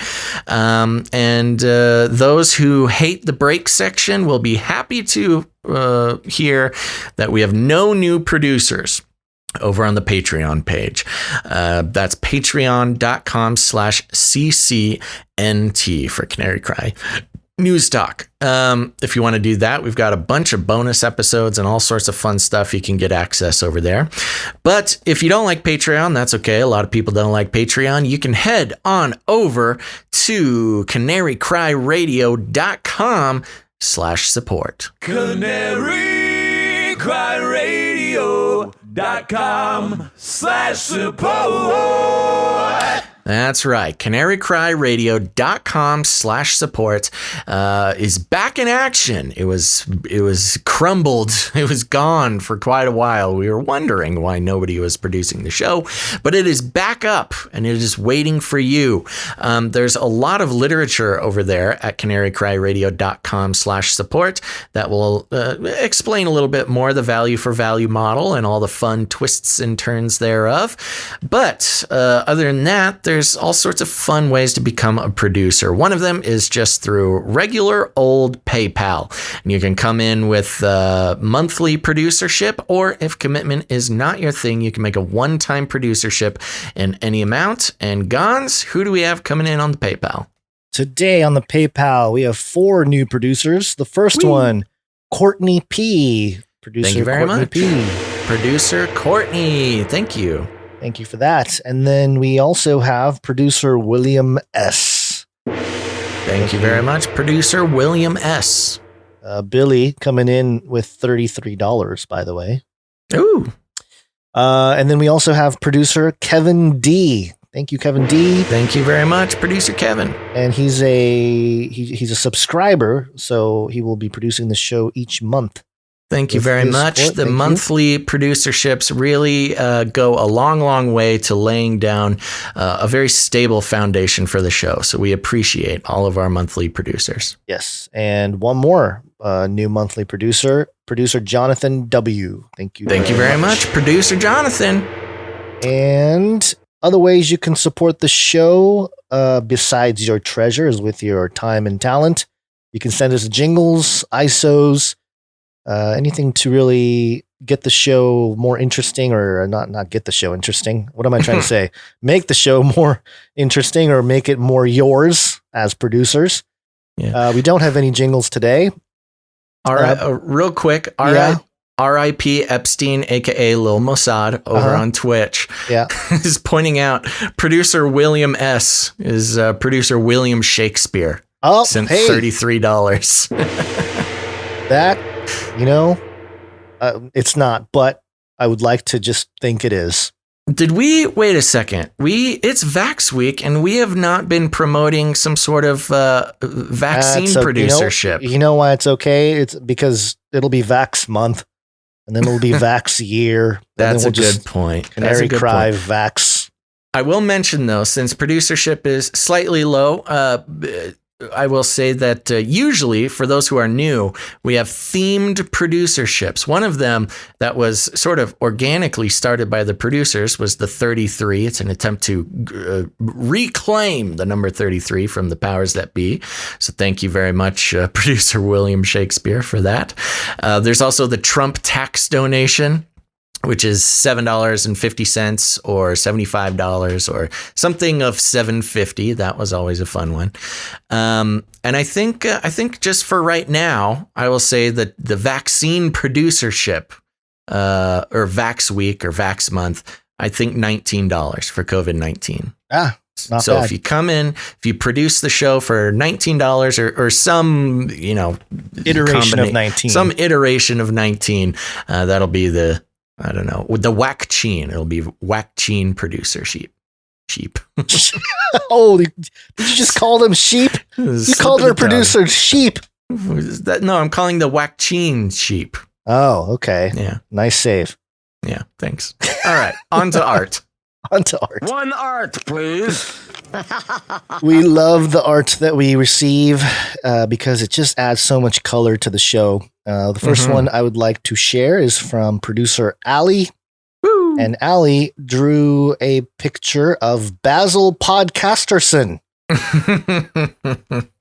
Oh, this is great. Producer Allie, the youngest known producer, and she is Gazlyn Bonds in the Twitch chat there.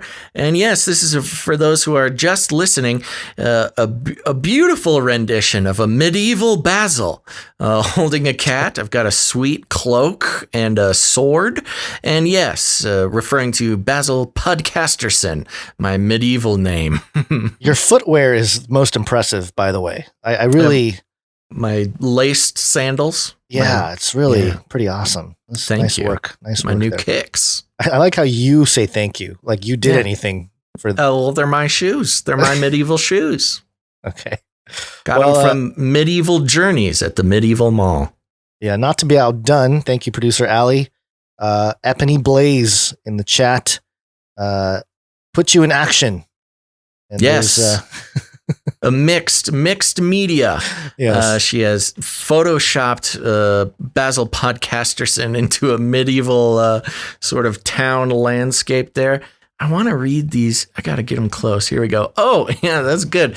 And there's street signs. One of them is Ye Old...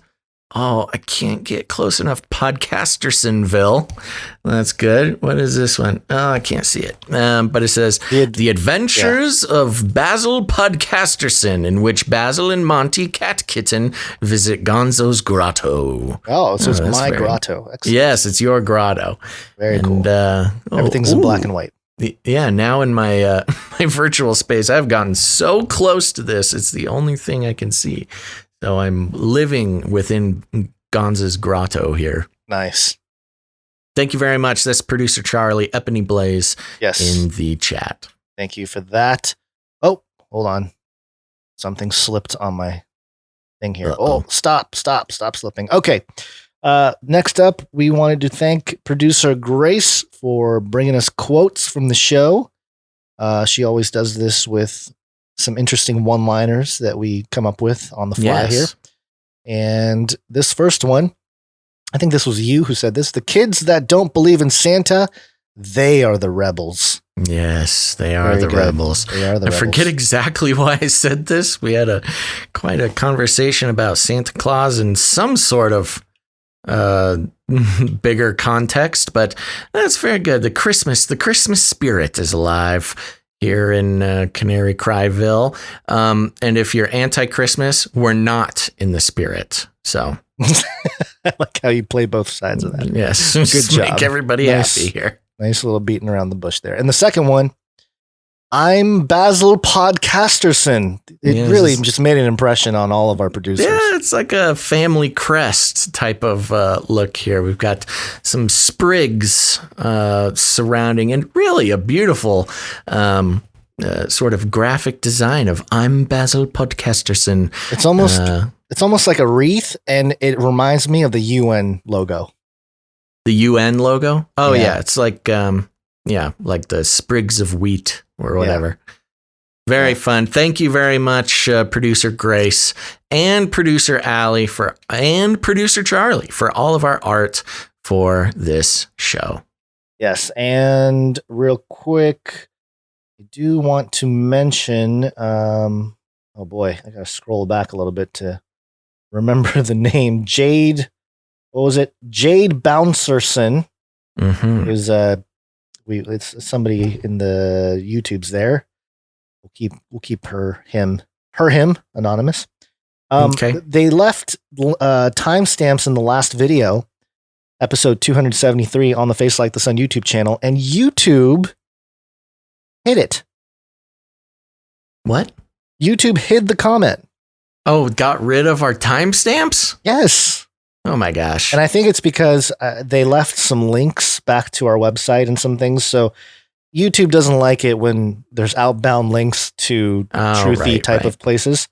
So that's possibly why. But I think what we're going to start doing, or what I'm going to have to start doing, is taking whoever does the timestamps.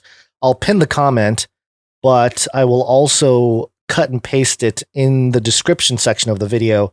And what that'll do is it creates these little divots on the timeline, and it'll allow people to just skip to those spots instead of. That sounds like a good idea.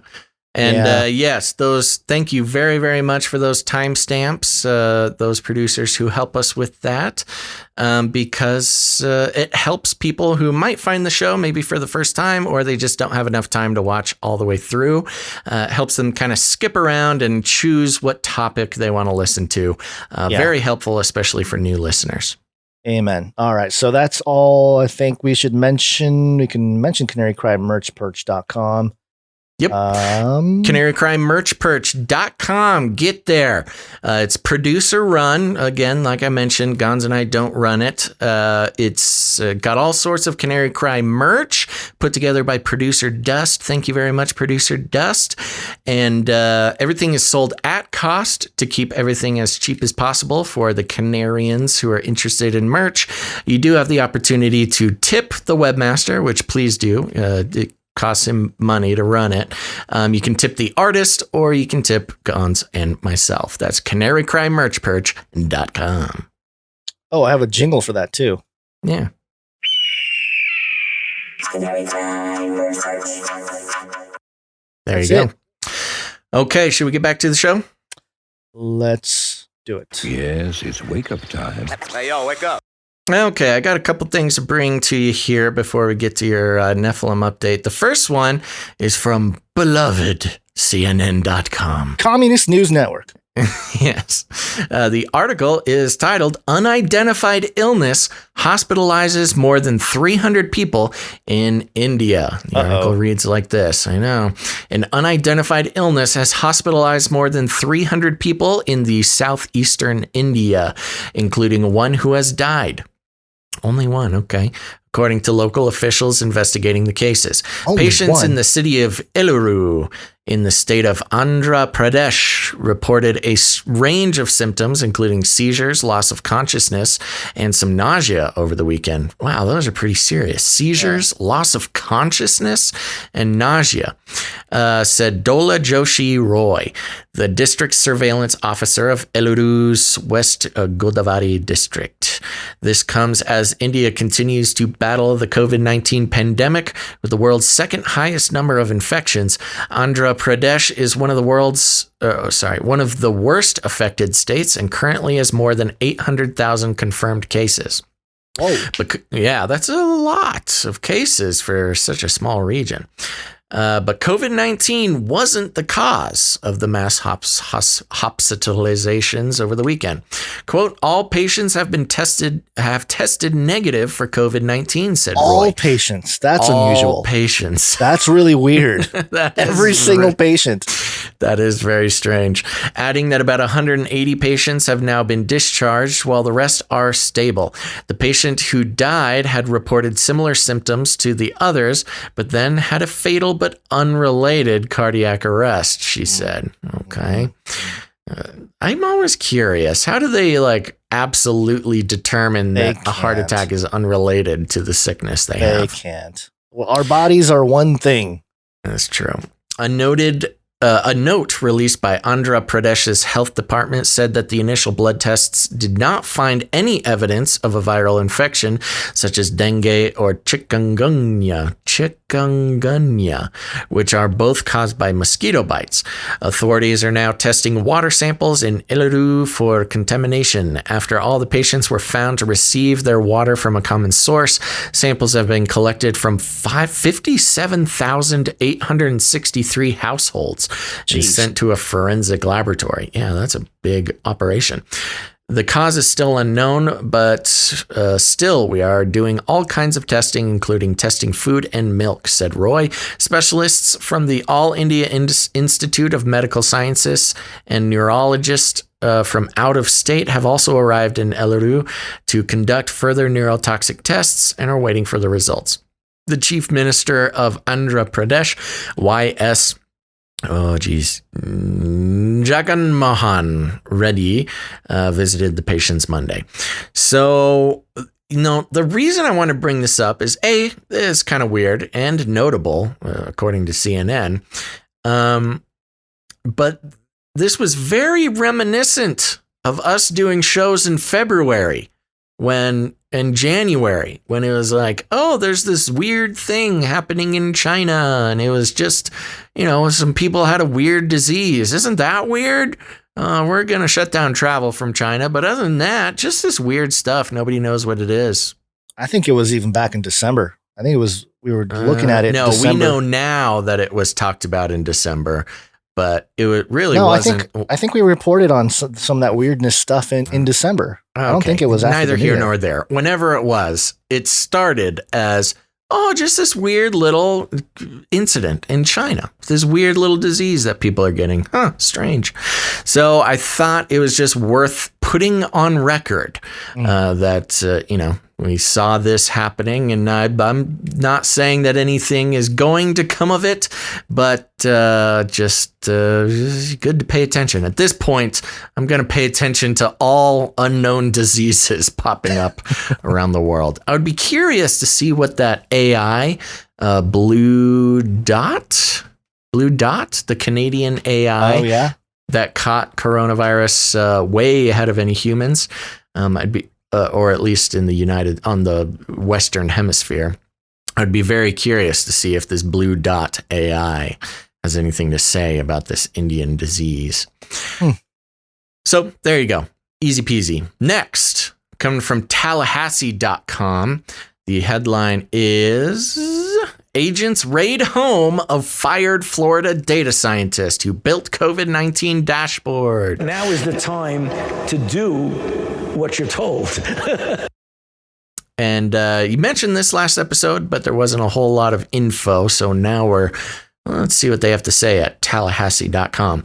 State police brandishing firearms Monday raided the Tallahassee home of Rebecca Jones, the former Department of Health employee who built the state's much praised COVID-19 dashboard before being fired over what she said was refusing to manipulate data.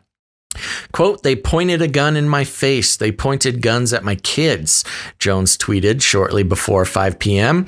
Jones, who launched her own COVID-19 dashboard after she was fired. Oh, I didn't know that. Oh, yeah. It was her own COVID-19 dashboard. Yeah, I went into the whole deal, so I'll comment on it. Good, you can read some of it. And used crowdsourcing to raise money to support it, said the agents knocked on her door around 8:30 a.m. that morning, took all her, quote, hardware and tech after showing her a warrant based on a complaint filed by the Florida Department of Health. Ooh. Yeah, this is really interesting because as you'll hear, Jones is a left-leaning person. Yeah.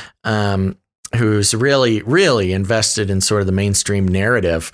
But that's a bold move, being fired from the department. Well, you know why she was fired. Yeah, we'll get into that. It'll mention it in the article here. But I'm just saying that the bold move is, no, I have all the right information, so I will create my own COVID-19 dashboard. I mean, can you imagine a conservative starting their own, quote, sort of pseudo-official COVID-19 dashboard? They would probably be raided also.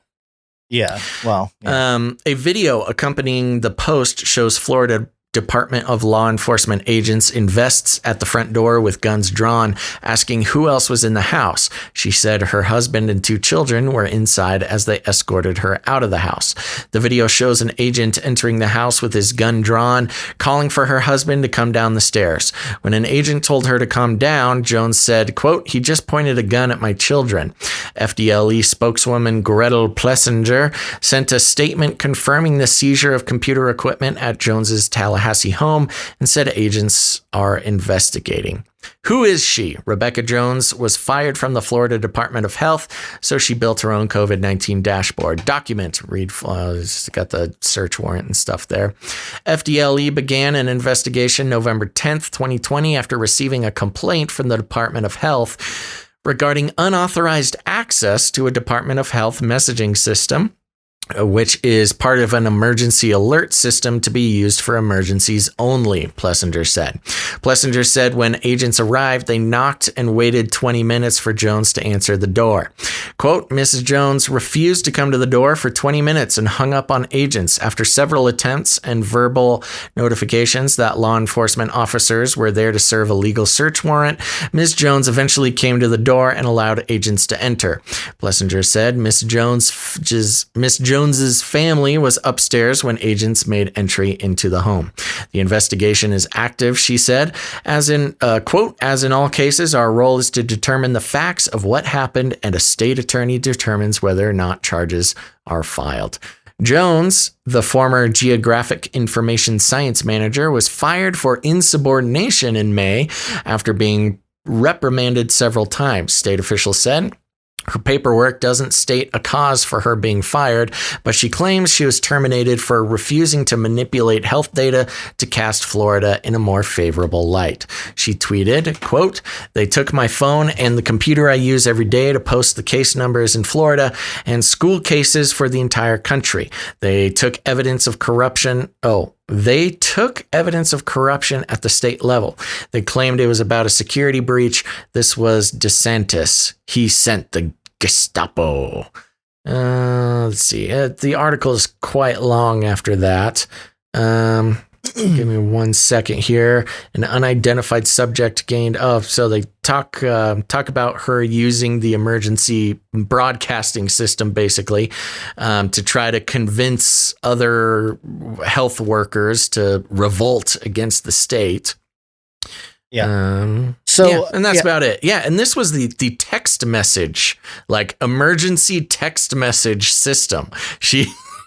After she was fired, she accessed the emergency broadcast system and sent out a little message to basically revolt against the state. Yeah. Well, so I watched an entire interview, and thank you to producer Aaron for sending it to me. Mm-hmm. She did back in July. It was a sit-down conversation because this happened in April or June or something like that. Maybe it was April when she was fired. And, I just sat through her telling the story of what happened and everything. And so the conclusion based on kind of what I was looking at. So what happened, she had put together this dashboard, which was seen I think maybe not 100 million, but several million hits early on. News agencies and journalists were all picking up on it. And so she was sort of the not like the face of it, but sort of quietly the one that programmed the algorithms and everything else.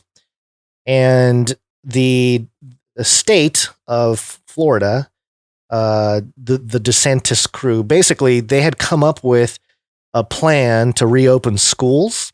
Mm-hmm. And they came up with the plan before the data came in, right? And so they had the paper published. She talks about how they were stapling together the report as I was giving them the data. And basically they asked her to change the private data to reflect the legislation that they were ready to unleash to bring people back to schools. Mm-hmm. And so she was like, no, I won't do it. And she stood firm. And I think she had said that she sent an email to her lawyer or somebody maybe in law within the organization, because she was working for the government, about a whistleblower type of situation, like if she can blow the whistle. And some of that leaked to people. Mm-hmm. And that's how because she didn't even know what happened. She just woke up the next day and phone was blowing up and, her name is all over the place. And so here's what I noticed. A few things to notice. This lady's like a data scientist. Okay. So she made this app or this dashboard that analyzes the data coming in from the vaccine. And or for from those, the virus. I saw a couple questions. In this case, a dashboard, she basically just made a website. It's kind of like a website that had the information, had a map or something, right? And just had COVID cases on the map. COVID cases, and one of the things she mentioned was that she was given a whole bunch of information. This goes back to the HIPAA thing. She was given everything, all the private information, the names, the locations, the age, their health, blah, blah, all kinds of stuff. Yeah. And her job was to strip all the doxing parts of the data and just make it, massage it to where she can publish something publicly. And so think about that for a second. Handing a scientist, this is a lot of integrity issues, right? Like giving a scientist all that data, who, what, where, all this kind of stuff. But she claims to be a wholesome scientist, so she didn't really abuse that. But I think being asked to manipulate the data, that's on the government there in Florida. And, I think people can get caught up in the right, left, and Republican, Democrat discussion and be like, well, the Republicans would never do such a thing. Yeah, they would. They would ask a data scientist to change the data so it matches their legislation that they already agreed upon and already printed the papers. About left or right. It's just the state. It's just governments in general. Yeah, exactly. So yeah, that's obvious.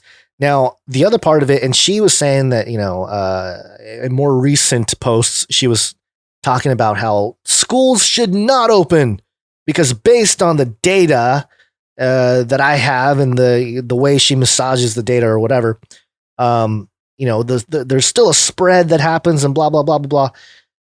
The problem is, and in the interview, I love that because after this, the CDC says school is pretty much the safest place for kids to be. Well, she's like disagreeing with the CDC in the whole thing.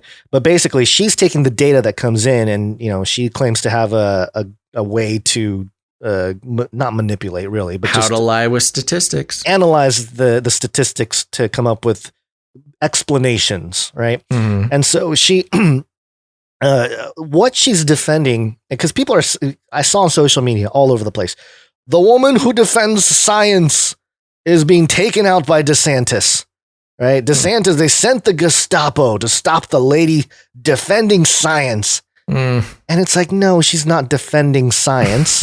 She's defending her own analytics, her own algorithms of the data itself. And the guy that was interviewing, in one explanation of it, and this is just the way, the left would say just about a person on the right doing the same thing, is she's basically running a disinfo campaign. Well, you can call it that, but it's her own assessment. That's what they would say if she was a right-leaning person. Oh, she was right. Yeah. Obviously. She was running a misinformation campaign. So the video was published on the Newhouse School of Public something. It was some university in Florida that she had graduated from, and the Dean Emeritus, David Rubin, was the one interviewing her, and he basically said, like, hey, garbage in, garbage out with data. How do you know that the data is clean and all that? And she even admitted, she's like, well, we don't know. There's lots of gaps in the data that we collect. Right. So it's not really clear, but based on the data, she's very proud of her work in terms of how she thinks, you're giving a better idea of what's going on with everything. Right. And so she's really defending her own data analytics software. That's all she's doing. She's not defending science.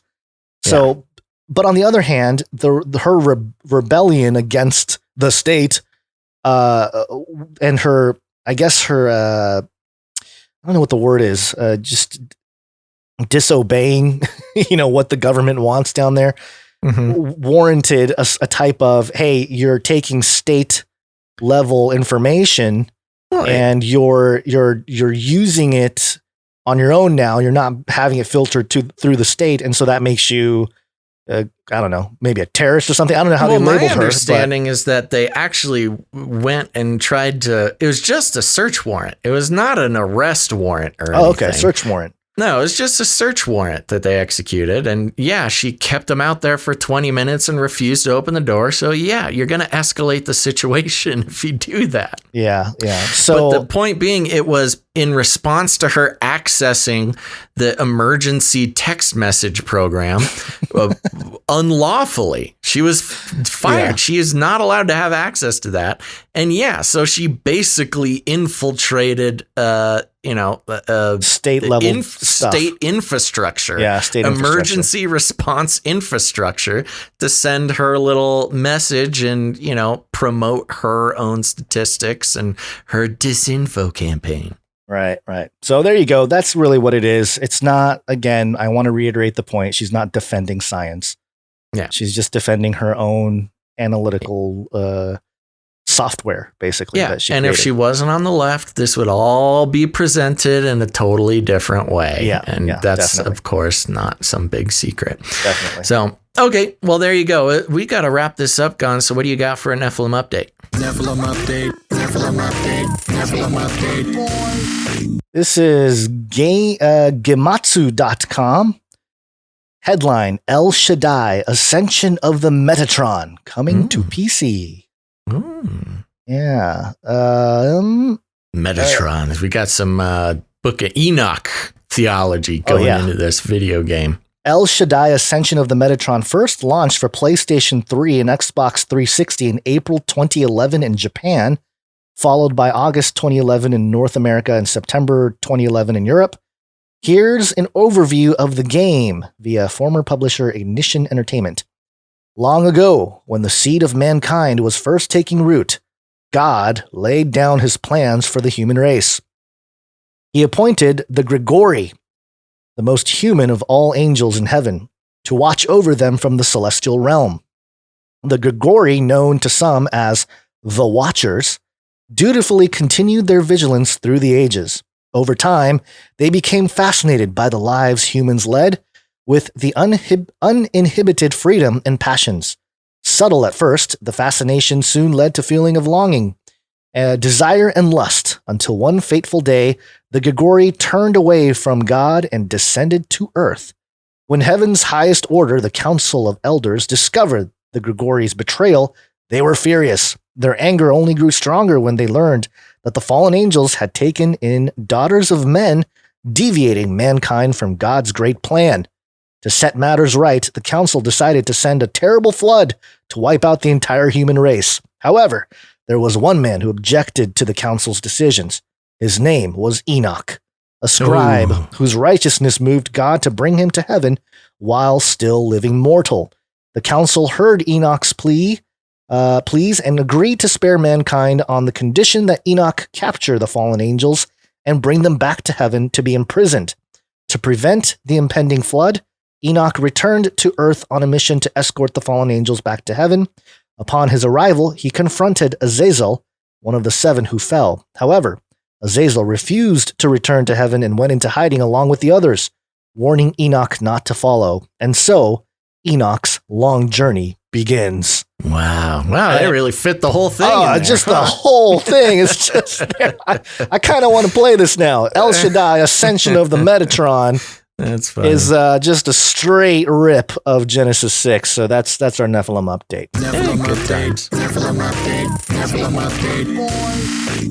Okay, before we go, I've got a couple of fun updates for our producers here. Just keeping our producers updated on our global charts. Some notable ones, Gons, we hit rank number 74 in news commentary in the United States of America. That's a pretty good rank. Cool. And so thank you to the producers, and got to keep our producers updated.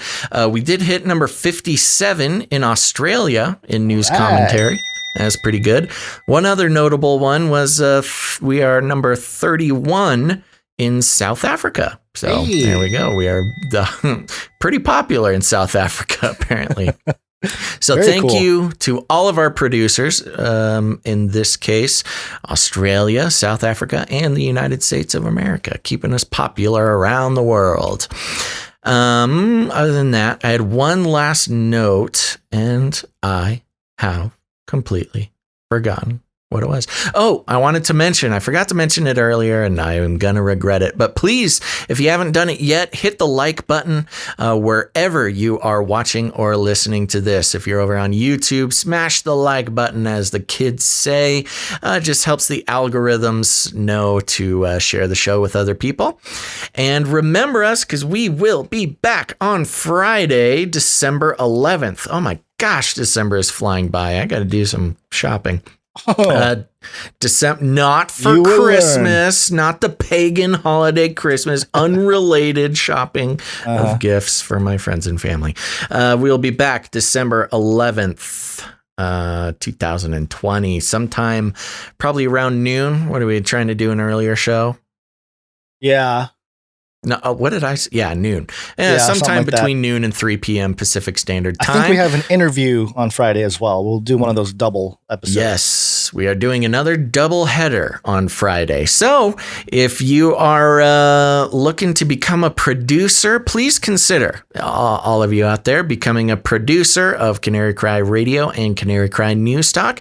You can do that by heading to patreon.com/CCNT or canarycryradio.com/support. canarycryradio.com/support. That's right. We'd appreciate it very much. We cannot continue doing the show as often and this in the same way that we do it unless people continue to produce the show. So we appreciate that very much. It really is a team effort around here, and it's a great way to topple the golden calf that is the advertising industry around the world. So take control of the future of your own media and become a producer. And consider doing that. Thank you very much.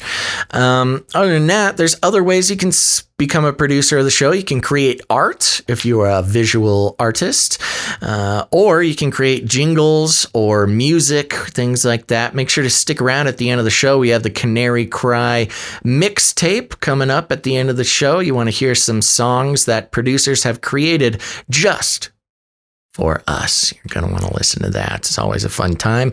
But if you create something, whether it be art or music or jingles, you can send that over to canarycryradio@gmail.com and it'll make it on Friday's show. So thank you very much for that. Other than that, it's very important that you share the show. You got people in your life who are starting to wake up, friends who are starting to realize that the world is not what it seems. Go ahead and share an episode on your social media. Tag us. We will be very excited to see those tags. We're just, you can, my Twitter, you should follow me on Twitter. Oh, I was so very happy. I finally crossed the 500 follower border on Twitter. So thank you very much to our my Twitter followers and everybody else. You can follow me at Basil Rosewater, Basil_Rosewater. But share the show on your social media or wherever, or just send an episode to your friends or your family. We'll be happy to gently help them down the narrow path of truth as things just continue to get crazier and crazier. It's a good resource more than anything. Of course, I like it when you spread the show, but it's also a good resource for people to find information that their Facebook feed might not be showing them, or they might not be searching out themselves. And remember, you can go to canarycrynewstalk.com. We have all the links to all the articles. Make sure to save them, because, having these articles at the ready is good ammunition for spreading the truth when it comes up. Okay. And if you need any more instructions, here's what you do. You walk right up to him, you grab him by the cage, and then you shake it. The end of the world occurred pretty much as we had predicted. I want to shake things up, stir up some controversy, rattle a few cages. Hey, stop that! You'll never silence me. I'm the last angry man, a crusader for the little guy. Leave the bird alone. Never. Rattle a few cages. Rattle a few cages. The human race will have every opportunity to improve.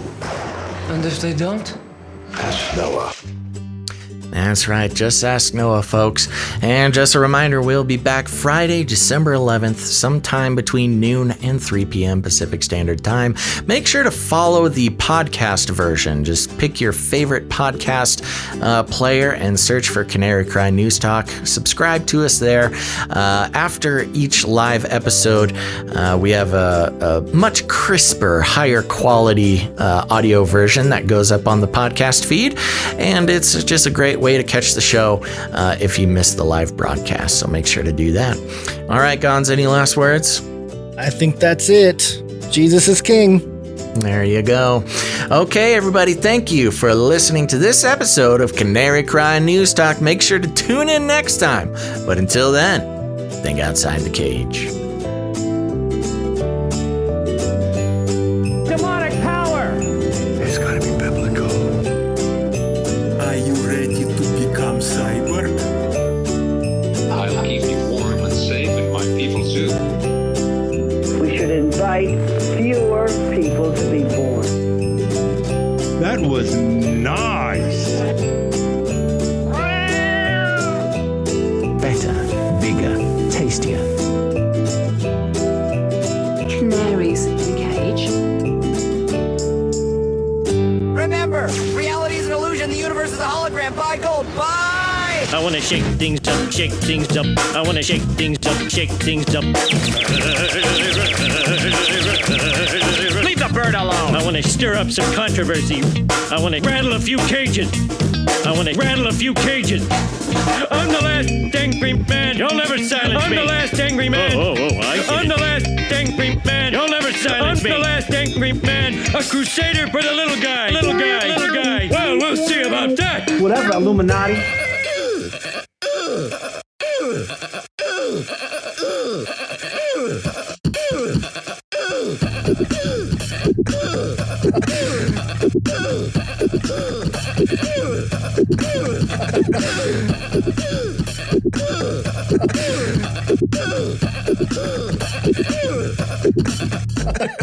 Fun fact, I believe it was another fun fact.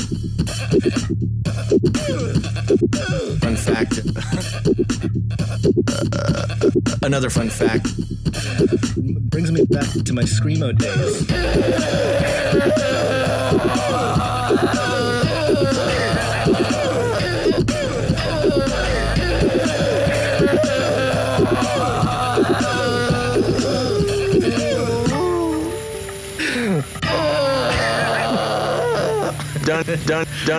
Don't even get me started on bidets, man.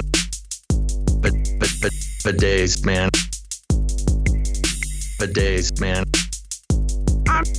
I'm telling you, you were living the life, man. Bidets, man.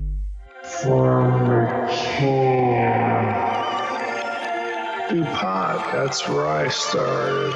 Light up a huge blunt. A joint. Give everybody magic mushrooms. Smoke.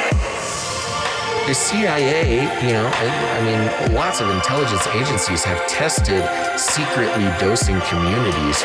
LSD. Psychoactive pills should be covertly administered.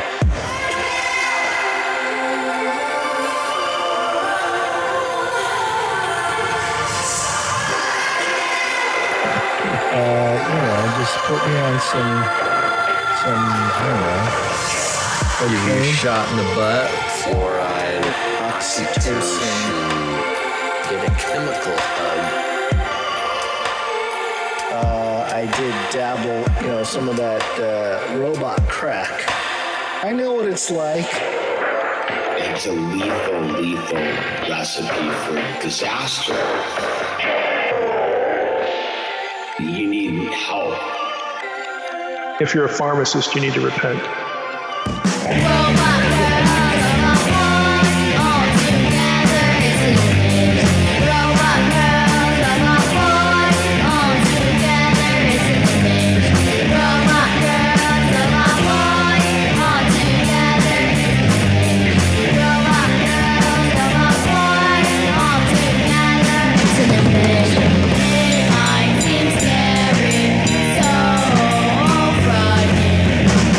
ready for it.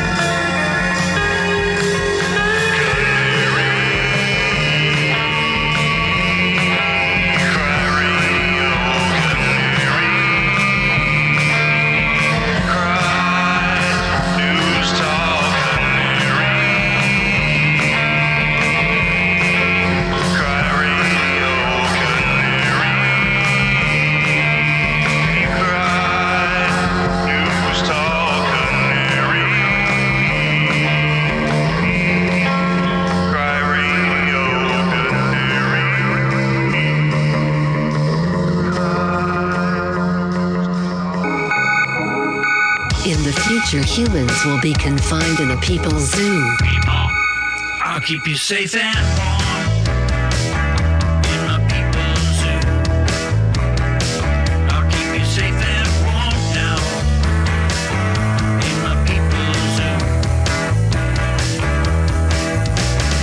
You, yeah, you in my people's zoo.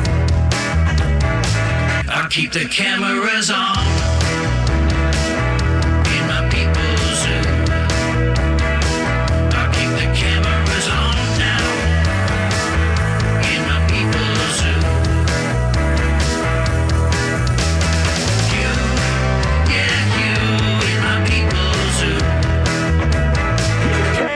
The truth.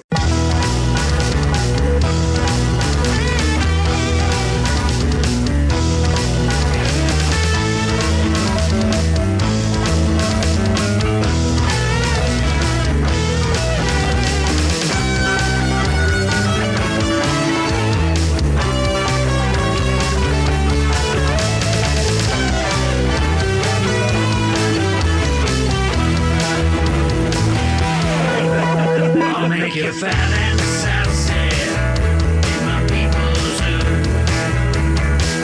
I'll make you fat and sassy in my people's zoo. You, yeah, you, yeah, you, in my people's zoo. Where are the aliens? Better, bigger, tastier.